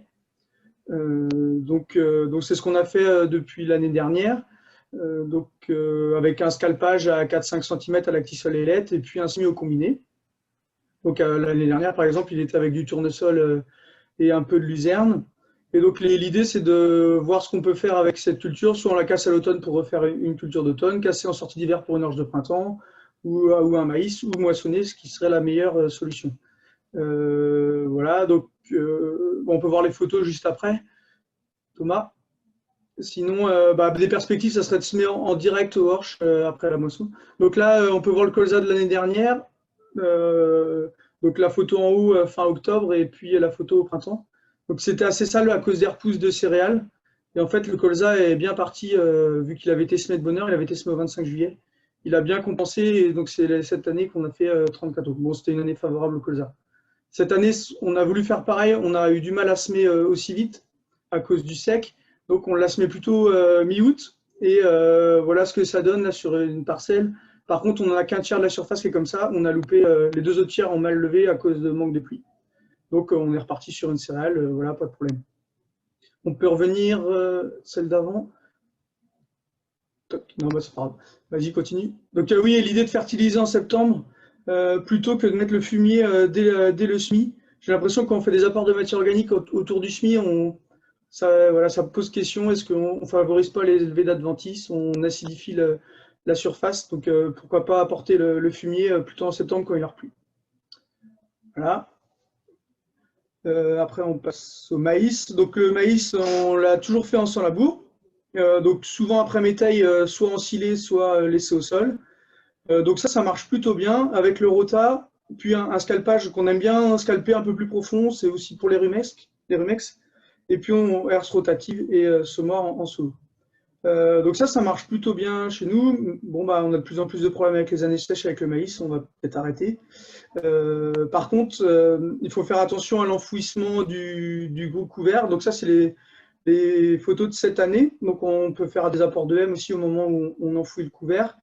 Donc cette année, très content, on fait le rota. Et puis il faisait sec, on était au 20 avril, il commençait à faire de plus en plus sec. Je me suis dit, j'ai peut-être intérêt à semer assez vite. Et en fait, faut vraiment attendre que le couvert se détruise. Là, le couvert c'est minéralisé en même temps, à travailler en même temps que la levée du maïs, et c'est pas favorable. Et donc on voit ça peut amener des problèmes de RC treillis. Donc là, on est sorti du champ, c'est pas grave, c'était pas très sale au début. Donc ça a patiné après à cause je pense, de la fin d'azote liée à la destruction du couvert. Sinon, au niveau du blé, on a plus de mal sans labour, puisque le blé était dans la rotation, un peu comme Patrice. La rotation jusqu'à maintenant est très similaire à celle de Patrice. Donc après prairie. Et j'aime bien toujours laisser en place les plantes le plus longtemps possible. Donc voilà, on attend. Et en fait, finalement, on laboure, puisqu'on a peur que la prairie reparte. Par contre, ça ne nous permet pas de désherbage mécanique. On est aussi dans les mêmes démarches en termes dans le blé de semis de trèfle ou de prairie au printemps. On a essayé 4,38 avec quasiment tout le temps des échecs, sauf quelques endroits où le blé n'était pas beau. Donc, ce qui nous a amené à semer, donc je pense beaucoup à cause du sec. Il peut aussi y avoir des limaces, plusieurs facteurs. Donc là, on essaye depuis l'année dernière de semer à l'automne. Et donc cette année, ça a plutôt bien marché, le trèfle incarnat, et aussi la prairie temporaire. On peut voir la photo qui suit. Donc semis au 1er novembre, la prairie mélangée au blé, dans des conditions un peu compliquées à l'automne dernier. Donc la prairie s'est très bien développée. Alors là, au détriment du blé. Donc on travaille sur des espèces moins agressives et réduire la densité là, cette année sur des essais. Par contre, la prairie est magnifique cet automne. On est au 3e pâturage. Et cette année, donc, on redémarre avec des essais. On essaye de faire des essais 0, dans une parcelle 0, 10 kg et 20 kg de prairie pour voir un peu comment se comporte le blé. Donc ensuite, je crois qu'on passe un peu au bilan de tout ça. Donc finalement, on utilise encore le labour, un peu dans la même logique que Philippe, c'est-à-dire qu'on veut essayer de limiter à 2 passages par implantation de culture. Donc si le labour nous permet de limiter les passages, on se le permet. Par contre, on essaye de le réduire, donc c'est une charrue normale, mais on va rarement plus profond que 18. La luzerne dans l'orge de printemps, ça c'est vrai que ça marche super bien, ça te fait dit aussi déjà. Mulcher les couverts donc longtemps avant, parce que problème de minéralisation du couvert. On priorise les TCS dès qu'on le peut. Par exemple, cet automne, là, on a, malgré tout ce que j'ai dit sur le blé, on a labouré que 3 hectares sur les 20 hectares de semis à l'automne, parce qu'on n'était pas derrière prévu.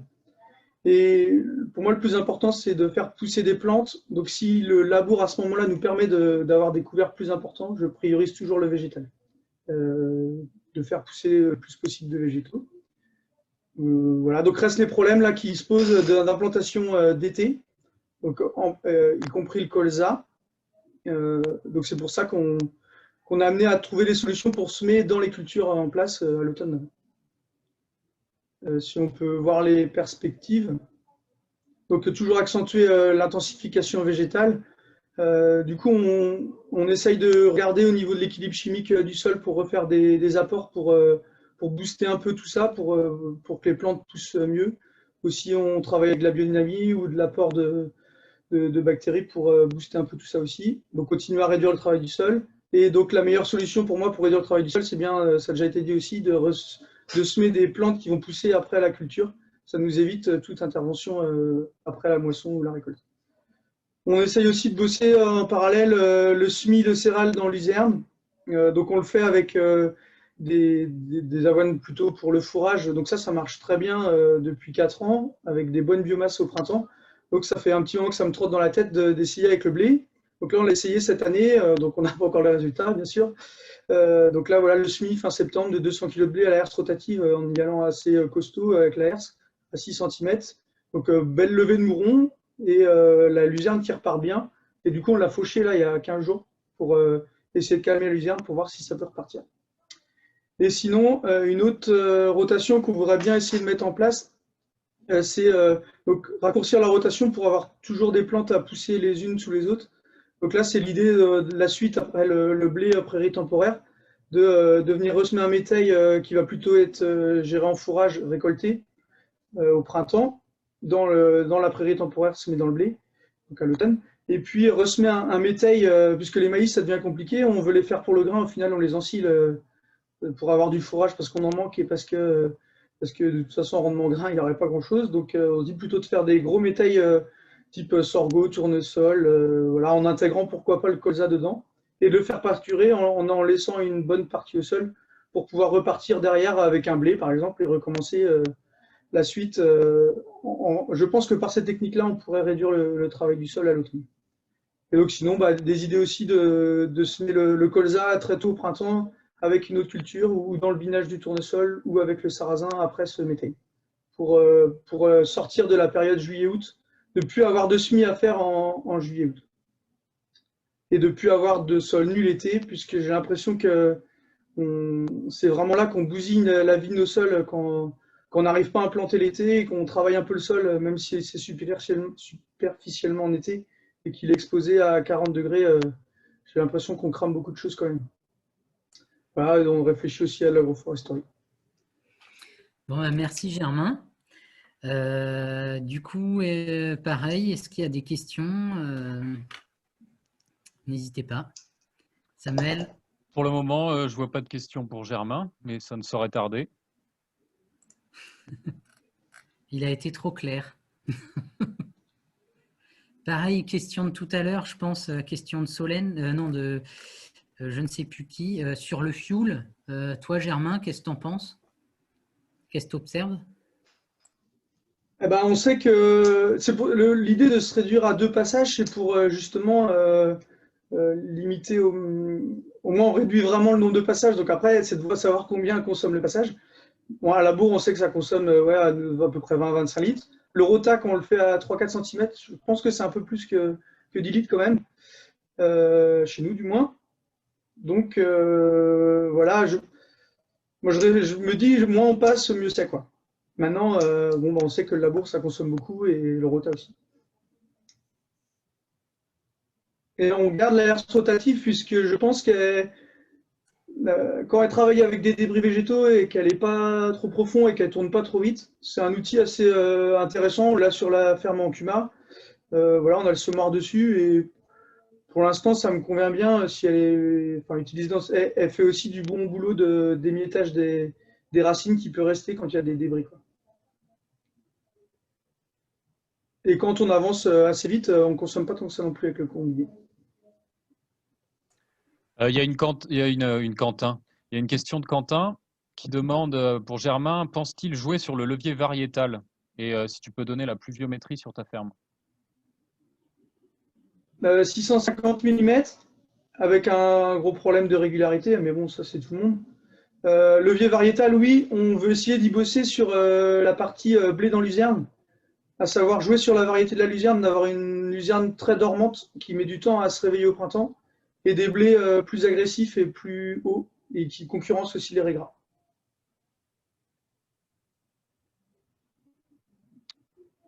Ok, et il demande Ça, c'est aussi vraiment s'il y une a technique, du… si vous pouvez… Ouais, vas-y. Non, non, vas-y, finis, Germain. Ouais, j'ai vraiment envie de bosser, même si on a des échecs sur le blé dans la luzerne, puisque ça me paraît quand même quelque chose, si on pouvait y arriver, qui résout beaucoup de problèmes de fertilité, de travail du sol et voilà, d'azote. Du coup, il y a une question du CIVAM 44, donc peut-être d'Émilie Serpotian. Du coup, avez-vous étudié ou pensé à faire les coûts économiques, charges méca, fuel, etc. Donc, je peux répondre en tout cas qu'on est en train de le faire au niveau du groupe. Pour l'instant, on n'a pas encore de belles synthèses, de belles choses à publier, mais d'ici un an, je pense qu'on pourra commencer à vous présenter des résultats, quoi. Après, il y a une autre question donc, de Quentin à nouveau. Est-ce qu'il y a du triage sur la ferme? Donc, Germain, oui, il y a du triage. Oui, Voilà. c'est indispensable dès qu'on veut sortir un peu des sentiers battus, il n'y a pas le choix, je crois. Ouais, moi aussi également. Et puis les mélanges sont intéressants. C'est bon. Donc, je suis équipé d'un nettoyeur séparateur pour nettoyer les récoltes qui sont sales, mais aussi si on veut aller vers plus d'associations, ça va me permettre cet outil-là de séparer les graines pour les stocker, pour les utiliser à ma fabrique d'aliments à la ferme.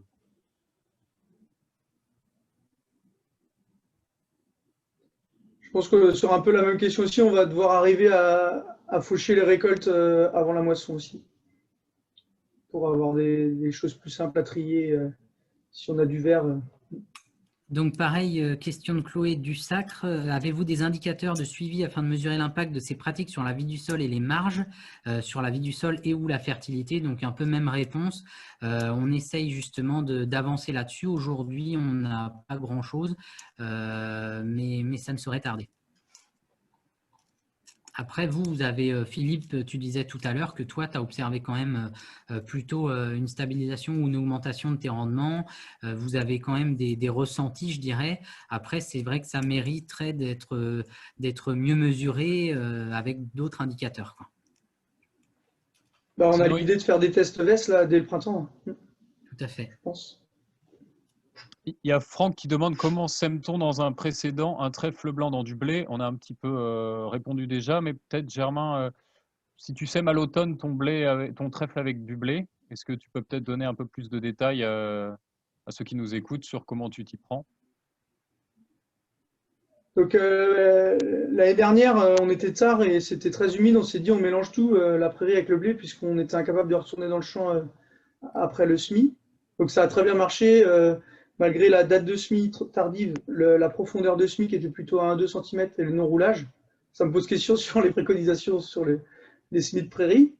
Et cette année, là, on fait des essais aussi dans la même parcelle là, de différents types d'implantations, donc mélangés à la culture dans la même caisse, ou semis à la volée avec rouleau. Donc il y a ces deux possibilités-là là, en essai. Et on vient d'équiper le combiné d'une double caisse, un peu comme le semoir de Patrice, pour semer à la volée avant la herse de recouvrement la prairie. Donc ça sera plutôt utilisé l'année prochaine, ça arrive pendant les semis.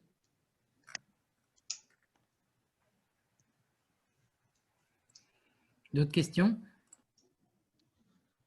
Quelqu'un demande, est-ce que remplacer le rotavator par un déchômeur type Dynadrive vous semble envisageable, par exemple, pour casser une prairie au printemps avant maïs?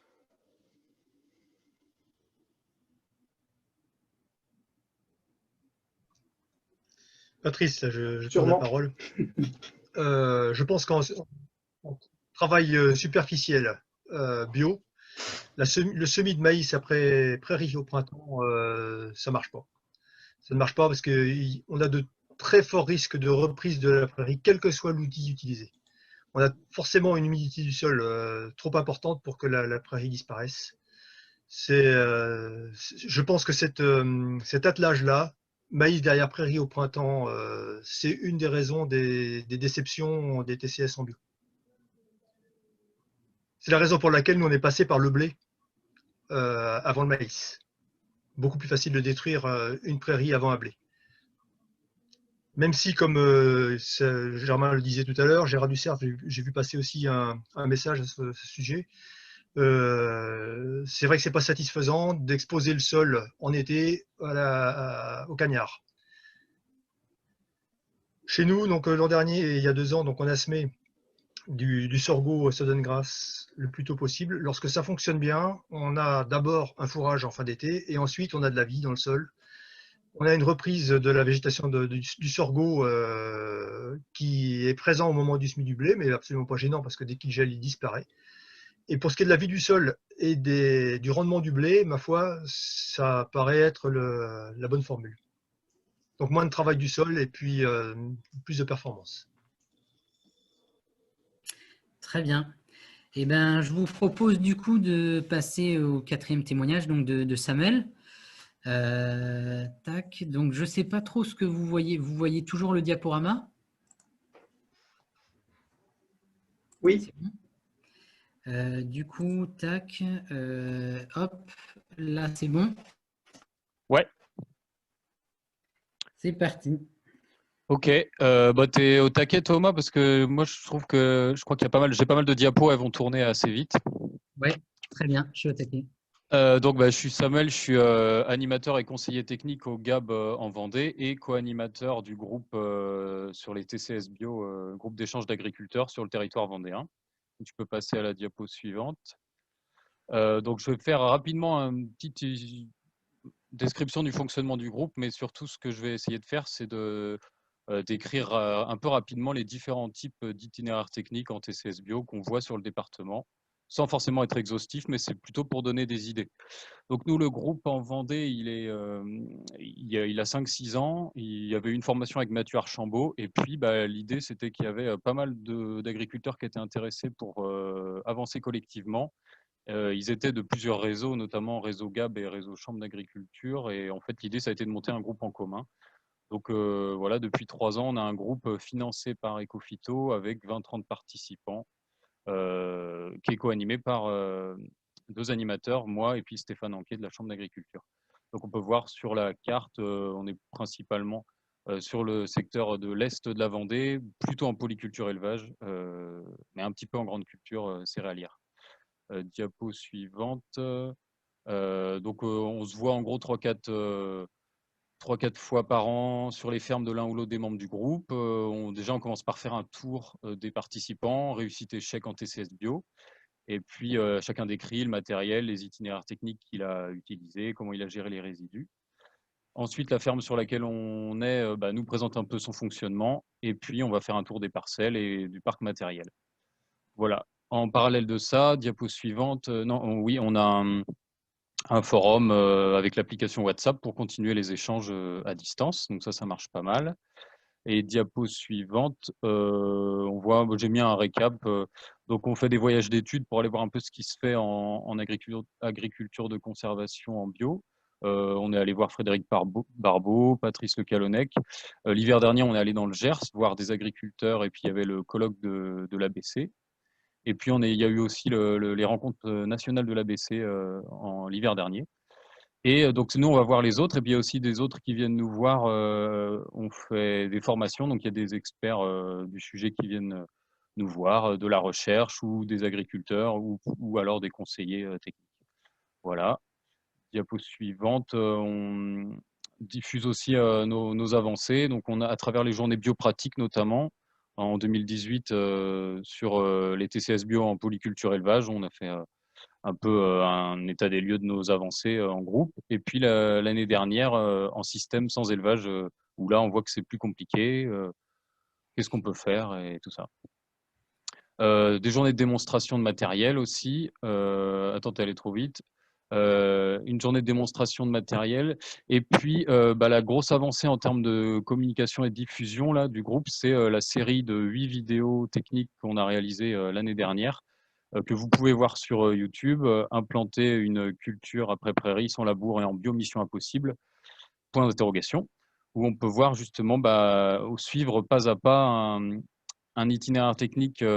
Donc derrière, dans une vieille prairie, on vient semer une dérobée avec le semoir direct.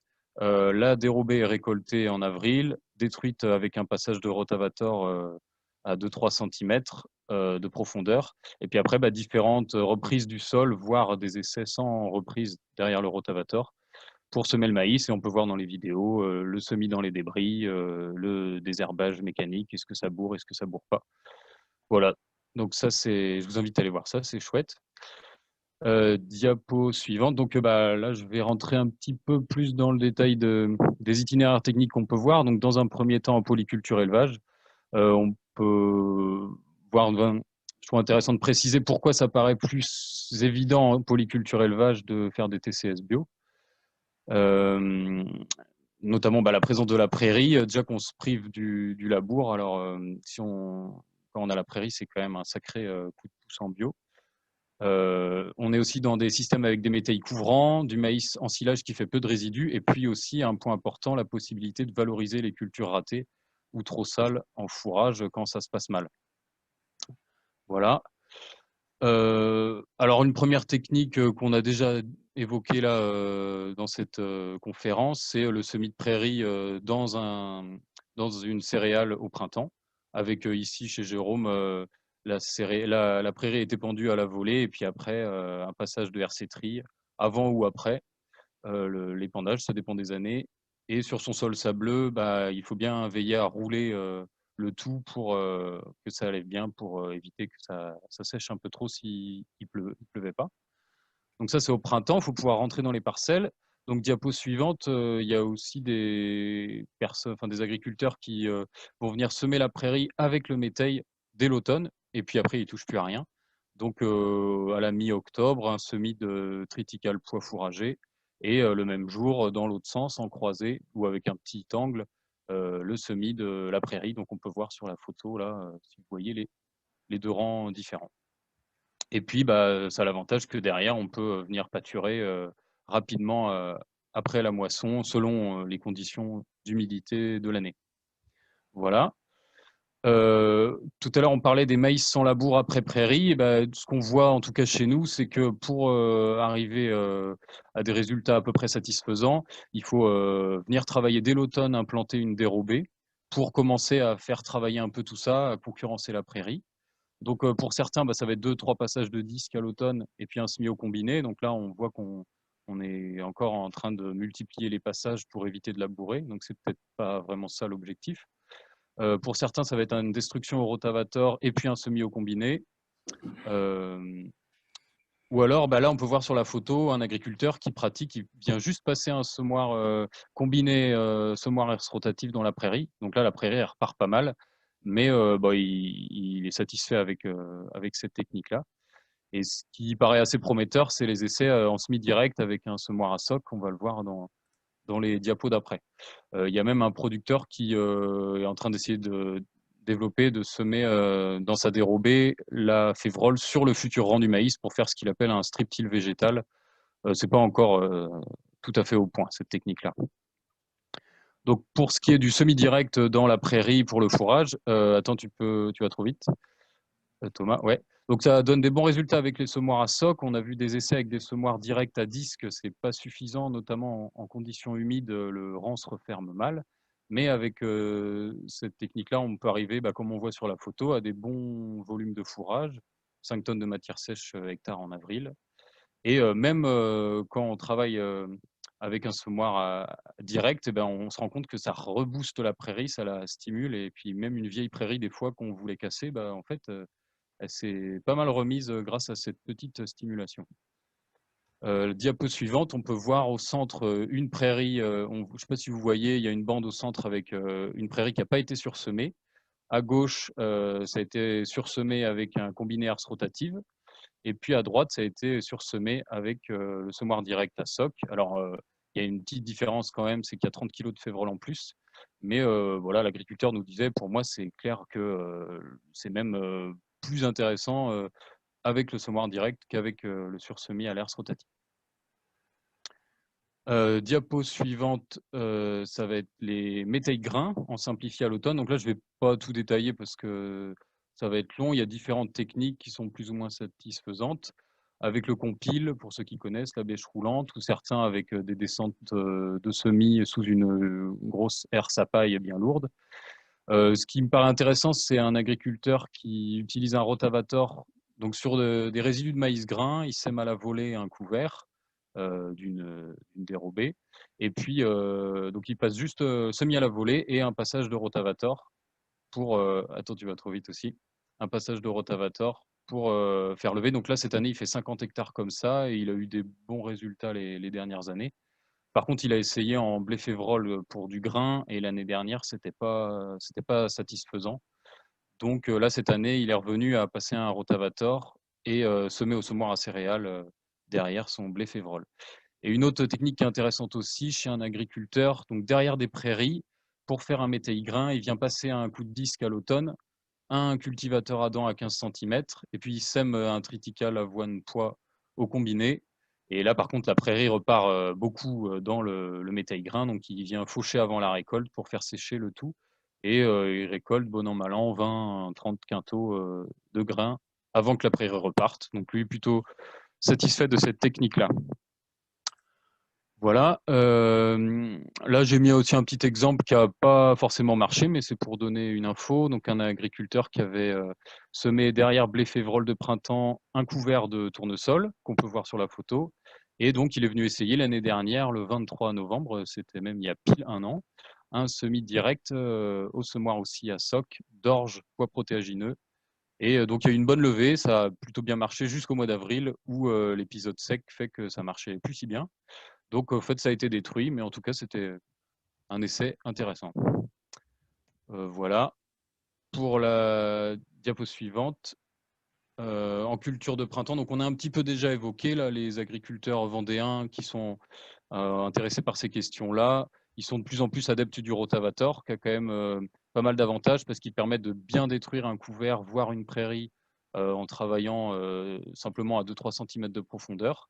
Alors là, ce qui se dit pas mal en Vendée, c'est qu'il faut qu'il soit un petit peu modifié, bien stabilisé sur 4 roues pour maîtriser la profondeur, une vitesse de rotation accélérée, et puis même, si possible, inverser les flasques pour éviter d'avoir la petite crête au milieu là, qui fait que c'est pas travaillé de manière bien homogène et que la profondeur est mal maîtrisée. Après, bah, quand même, il faut reprendre. Il faut laisser 3 semaines de décomposition quand même minimum, parce que sinon on peut avoir les problèmes évoqués par Germain tout à l'heure, où si la culture lève en même temps que le couvert se dégrade, ça va faire des problèmes de disponibilité en éléments nutritifs et même d'acidité du sol. Ensuite, une reprise, bah, là dans les cas qu'on a vus, à la herse rotative à 8 cm, ça paraît suffisant. Dans les essais qui ont été faits là chez Julien, il n'y avait pas forcément d'intérêt à aller chercher plus profondément avec le cultivateur comme il faisait avant, donc maintenant il ne le fait plus trop. Par contre, dans les essais qui ont été faits en passant simplement le rotavator et en semant directement après le maïs, ça a bien marché en année humide en 2018, mais en 2019, on voyait le maïs, il peinait beaucoup trop. Et en termes d'inconvénients, par contre, bah, le rotavator, c'est bien, mais ça consomme pas mal. Moi, les infos que j'ai, c'est 15, voire même un petit peu plus litres par hectare. Et puis, on n'a pas envie de repasser un deuxième coup, comme dit un agriculteur de chez nous, vu la vitesse de travail à 5-6 km/h, pas plus. Du coup, Samuel, Ouais, il faut que tu actives un peu. Est-ce que tu peux essayer ouais, de faire en 2-3 minutes? je vais activer un peu, ouais. Bah, vas-y, passe à la suite. Voilà, bah ça tu peux passer. Je vais pas m'étendre là-dessus. Tu peux passer ça.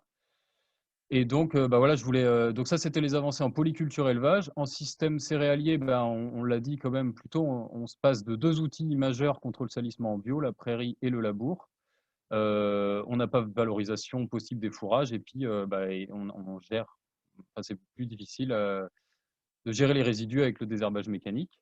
Donc, je vais quand même vous montrer un peu ce qu'on peut voir en Vendée comme essais. Donc, déjà, les semis de trèfle dans les céréales au printemps, ça me paraît être quelque chose qu'il faut développer le plus possible parce que ça permet de s'affranchir des problèmes d'implantation en conditions sèches.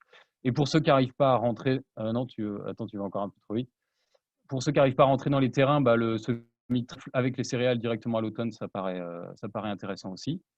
Pour ce qui est des trèfles dans les maïs, là, pour la diapo suivante, ça reste aussi compliqué. Le maïs, il couvre beaucoup, donc la lumière, elle ne rentre pas assez. Et puis pour les éleveurs, derrière, on se retrouve avec des terrains qui ne sont pas très bien nivelés du fait du binage et du butage du maïs. Donc pour repartir sur une prairie, c'est dommage.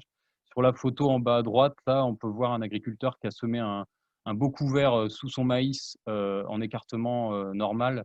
On voit que le couvert, il n'est pas trop là, alors que sur la diapo suivante, que tu peux mettre Thomas, on peut voir en écartement 1,50 m, donc en bas à droite aussi, le même couvert. Donc là, 2 fois plus d'écartement. C'est la technique des corridors solaires Sébastien Anger, tout ça, pour ceux qui connaissent. Donc ça, c'est en système céréalier, du maïs grain. Écartement 150 cm, semé avec un semoir twin row, donc double rang et une même densité. Le maïs a la même équivalent, le même rendement entre les espaces test à 75 cm ou 150 cm.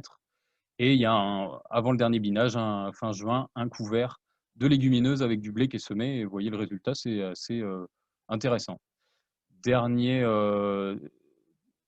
itinéraire technique que j'avais envie de témoigner aussi en Sud-Vendée, un agriculteur qui a testé le relais cropping de soja semé dans un triticale, donc un triticale semé en janvier. Et puis dans un des rangs qui n'a pas été semé en triticale, il est venu semer du soja en avril dans le rang vide. Alors impérativement, il faut que ce soit irrigué, en tout cas chez lui. Mais là, il n'y a même pas eu 10 quintaux en soja, donc pour l'instant, la technique, il y a des belles photos à prendre, mais elle n'est pas encore au point. Donc il faudra il va continuer l'année prochaine dans du blé dur, on verra ce que ça donne.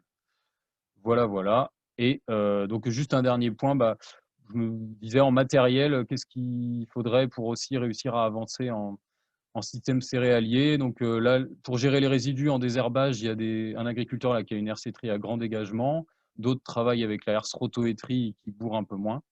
On voit de plus en plus d'agriculteurs intéressés aussi par la faucheuse andaineuse pour gérer des associations et donner plus de possibilités, avec des plantes qui ne seraient pas à maturité en même temps. Et puis j'ai mis aussi une photo en bas du broyeur interligne là, testé par Arvalis, qui pour moi paraît être assez prometteur de pouvoir maîtriser un couvert permanent de luzerne dans une rotation blé tournesol. Là, ils font des trucs pas mal. Et en dernier, en guise de conclusion, je voulais rappeler que les 3 piliers de l'agriculture de conservation, c'est il y a le travail minimal du sol, certes, mais il y a aussi la couverture permanente, la diversité végétale.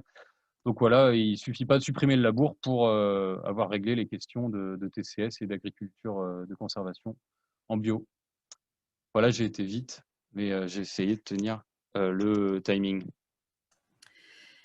Du coup, il y a des questions. Donc, déjà, c'est vrai que je suis désolé. Faut que je revoie. Je suis en mode présentateur, mais en fait, entre les logiciels Zoom, le logiciel PowerPoint, etc., je ne sais pas trop. Je vais tâtonner à nouveau pour que ce soit mieux. Vous aurez bien entendu la présentation qui sera téléchargeable. On est aussi en train de filmer, donc ce sera rediffusé. Vous voyez le cadre d'office. Donc, je vais zoomer, je vais essayer de voir ça. Du coup, voilà, comme ça, je ne sais pas si c'est mieux. Donc, il y a Germain qui posait la question, pourrait-on imaginer un colza dans le maïs fin juin? Je ne sais pas qui veut répondre. Oui, on peut imaginer ça, ouais. Je ne connais personne qui a essayé, donc je ne peux pas forcément répondre à cette question-là, mais ce serait pas mal. Voilà, est-ce qu'il y a d'autres questions? Donc, il y a Pierre Bidot, un semis de trèfle incarnat ou de trèfle d'Alexandrie au printemps dans des céréales d'hiver ou de printemps présente-t-il un risque de salissement de la récolte de céréales? Donc, une petite réponse en tout cas chez nous en Mayenne.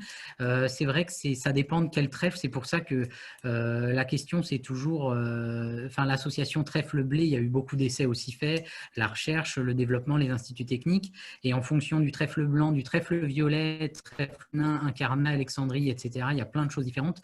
Et ce qu'on voit, c'est que surtout, par exemple, des trèfles violets avec un printemps humide, on peut avoir un problème du trèfle violet qui passe au-dessus, donc une moisson compliquée.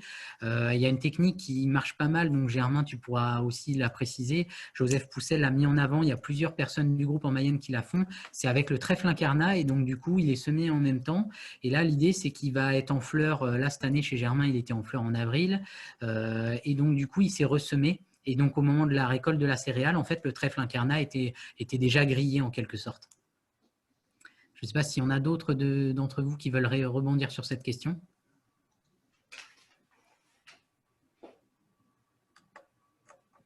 Ouais, je veux bien confirmer par rapport au trèfle incarnat. Moi, j'ai pas beaucoup de recul, mais c'est vrai que ça a l'air de pas du tout concurrencer le blé. Et c'est intéressant puisqu'on a une grosse quantité de graines au sol qui peut repartir avec un petit travail du sol. Et là, il est reparti sous le colza, mais il est bien calmé par le colza. Et pour compléter, Samuel, on a aussi un agriculteur en Vendée qui a pratiqué cette technique-là. Effectivement, semé à l'automne, le trèfle incarnat était sec au moment de la moisson du blé et donc il s'est ressemé sans problème de ver dans la batteuse, quoi. Pourrait-on avoir des précisions sur le striptil végétal?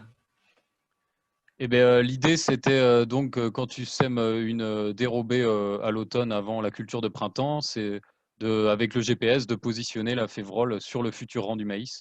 Donc l'agriculteur en question l'a testé une fois avec la févrole, mais ça n'a pas été très concluant. Mais je trouve aussi que c'était joli comme mot. Et donc à voir si certains, dans les années à venir, testent ça et ont des résultats intéressants. C'était quel diapo je recherchais? Il y avait pas forcément de photos, c'était plus haut, ouais. Très bien. Hop, donc là je dézoome. Je vous dis, en fait, je suis désolé, j'ai aucune idée de ce que vous voyez, hein. Attendez, je vais essayer de quitter quand même.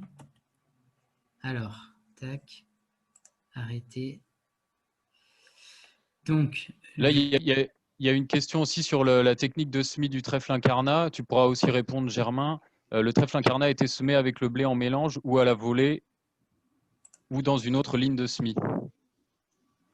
Et en mélange, puisqu'on était dans les mêmes conditions humides, on ne pouvait pas imaginer repasser après le semis. Est-ce que c'est mieux là ce que vous voyez maintenant?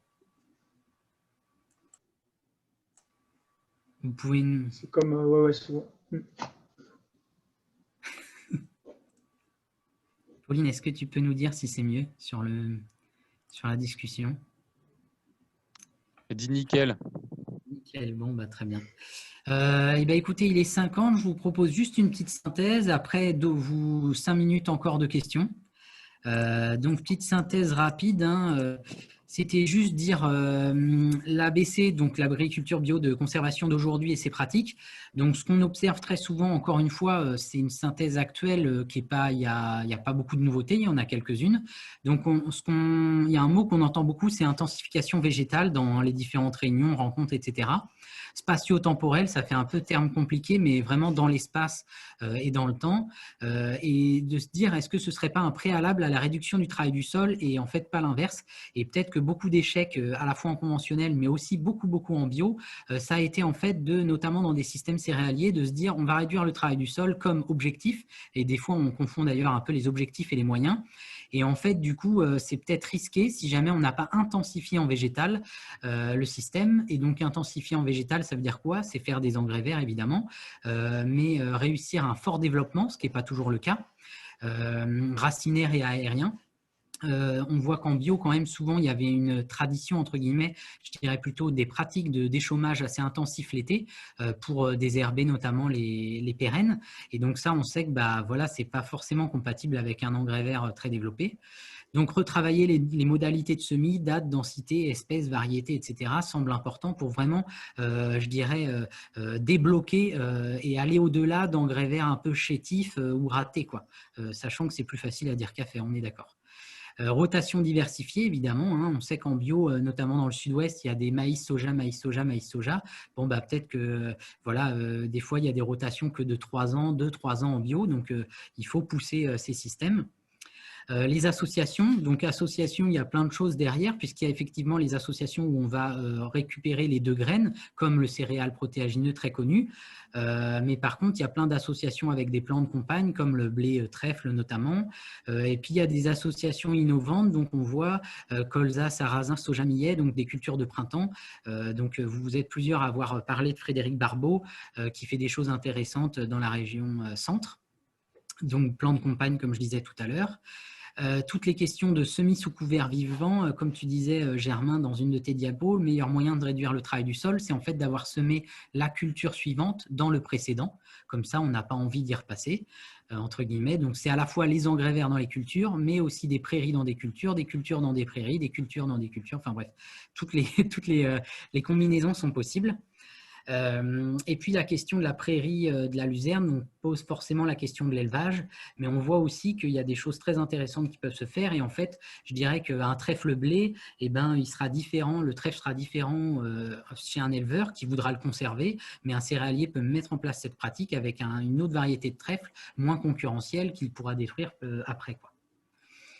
On voit quand même quelque chose, je pense qu'une grande conclusion quand même de ce qu'on peut voir aujourd'hui, c'est qu'il y a quand même plusieurs producteurs, dont Patrice Lefeuvre, mais aussi donc, le Calonnec en 56, des gens au niveau de Strasbourg. En tout cas, il y a pas mal de producteurs bio qui ont montré que quand on a beaucoup de prairies, faire du non-labour et des TCS en bio, c'est tout à fait possible. Donc ça, je pense que c'est un message important à passer et de dire que aussi avec tous les sujets aujourd'hui autour du glyphosate, je pense que là, on montre qu'il y a des choses très intéressantes quand on a beaucoup de prairies. Et après, des témoignages comme Philippe Béton montrent que quand on a beaucoup de cultures, c'est plus compliqué, mais il y a aussi beaucoup de choses intéressantes et beaucoup de perspectives qui sont passionnantes et agronomiquement pertinentes.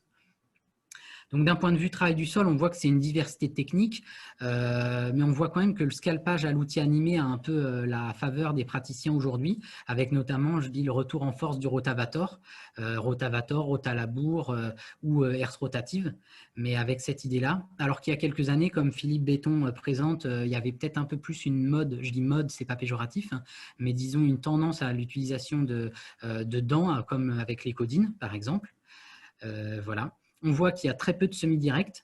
D'ailleurs, donc, je regardais à nouveau, encore une fois, une vidéo de Jean-François Vian sur ses travaux de son équipe avec l'ISARA et autres, et où on voyait que même les gens qui vont parler de semi-direct en bio, souvent, bah, ça va être un semi-direct dans la rotation et des rotations où il y a toujours souvent un labour encore tous les 6 ans ou des choses comme ça. Et aussi un autre message important, c'est qu'il n'y a pas d'outils spécifiques. Là, Patrice, Philippe et Germain, la plupart du temps, vous n'utilisez pas de semoirs semi-directs qui sont hors de prix. Donc ça, c'est aussi intéressant. Il y a des techniques des fois très simples avec des semis à la volée et un passage d'hersétrie. Donc voilà, on peut expérimenter le semi-direct ou les TCS plutôt avec des outils relativement faciles d'accès, quoi. Donc au final, on pourrait dire que l'ABC s'est renoué avec les principes de l'AB parce qu'en fait, faire des engrais verts, faire des rotations, etc., bah, encore une fois, rien de nouveau. Mais l'idée, c'est bien de repousser ses limites, d'essayer d'aller encore plus loin avec le végétal et l'agronomie. Je trouve que c'est important aussi de mettre en avant que les agriculteurs avancent et échangent, et il y a encore une fois un changement aussi un peu de génération avec des agriculteurs, là je témoigne en tant qu'accompagnateur d'agriculteurs, des agriculteurs qui ont accès à plein de choses par WhatsApp, par le web, des colloques qui sont aussi très formés aujourd'hui. Donc je pense que ça questionne aussi la place des techniciens, des ingénieurs, etc., qui doit évoluer. Moins qu'avant encore, on peut apporter des solutions toutes faites à des gens qui ont une réflexion très poussée. Donc voilà, je voulais mettre en avant aussi le mouvement, donc, comme dit tout à l'heure, de l'agriculture régénérative dans les pays anglo-saxons. Et je pense que là, c'est intéressant d'aller creuser tout ça.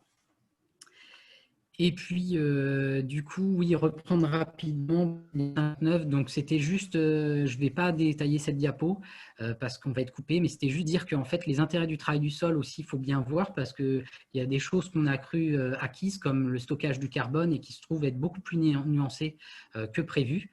Donc, voilà, des fois, c'est intéressant, des fois, c'est nuancé les intérêts de la réduction du travail du sol. Donc voilà, et du coup les perspectives, donc c'est toujours de se reposer les questions, quel travail du sol est adapté à mon sol, tout simplement, et pas partir sur une technique qui serait valable partout. On voit qu'entre un sable, un limon ou un argile, c'est différent. Nous, on est beaucoup sur des limons qui se reprennent beaucoup en masse dans les Pays de la Loire. Et donc, juste une idée, je fais vraiment au kilomètre, c'est que je pense qu'il est important aussi de resserrer les liens justement entre les groupes comme ceux qu'on vient de vous présenter et la recherche et le développement, donc l'ITAB, l'INRA et notamment, hein, mais d'autres aussi, pour justement avancer ensemble parce qu'on voit en tout cas que les agriculteurs bougent beaucoup. Donc voilà, j'ai été très vite, désolé. Je ne sais pas si vous voulez poser des questions. Il est 16 h, je ne sais pas trop, Magali, si ça va couper ou pas. Mais s'il y a une dernière question, on va dire, une ou deux dernières questions, ce serait parfait. Je vous ai assommé en allant trop vite. Bon, en tout cas, il y a qui vient de sortir. Il y a une question là qui est quelle est l'époque, le stade, le travail le plus adapté pour détruire une luzerne, à minimum 80%? Bonne question. Germain, je ne sais pas si tu as un point de vue là-dessus. Je crois que la luzerne est coriace. Donc je ne sais pas si c'est avec un passage, je crois qu'il n'y en a pas dans l'année. Alors là, une question aussi donc, de samedi à nouveau. Samedi, le semis d'espèces gélives avec le blé limite forcément la germination d'autres espèces. Millet, quelle est l'époque et le stade le travail le plus adapté pour détruire? Ah oui, non, c'est la même question, pardon. Quelqu'un, donc Guillaume Sivam Normandie, j'ai cru comprendre que Patrice avait de la betterave bio dans la rotation. Est-ce que l'idée de l'associer à une légumineuse, trèfle blanc, févrole, point d'interrogation, paraît possible pour réduire le travail du sol et le désherbage? Non, on n'a pas de betterave. On n'a plus de betterave. On a eu de la betterave, on n'en a plus. On se posait la question d'en semer de nouveau, mais de la se faire en semi-direct sous couvert végétal vivant pour simplifier, pour simplifier si ça marche, le désherbage, puisqu'il n'y en aurait pas. Et la faire pâturer en même temps que du sorgho Southern Grass l'été. Mais donc c'est un petit peu remis en cause par le fait qu'avec les 2 étés qu'on a passés, chez des voisins qui cultivent la betterave de façon un peu plus conventionnelle, il n'y a pas eu de betterave ou très peu. Bon, et a priori, donc de toute façon, là, ça va couper, comme nous dit Magali d'AgroBio 35. Donc, à nouveau, on vous remercie vraiment d'être venu. Ça a été assez rapide. C'est un choix qu'on a fait de présenter une grande panoplie donc, de techniques, plusieurs producteurs, etc. Donc, il y a forcément de la frustration. Ce qu'il faut se dire, c'est que c'est une bonne chose parce que la vidéo sera mise en ligne, le diaporama, etc. Et donc, il y aura plein d'autres moments pour rééchanger et à nouveau expérimenter sur ces sujets passionnants.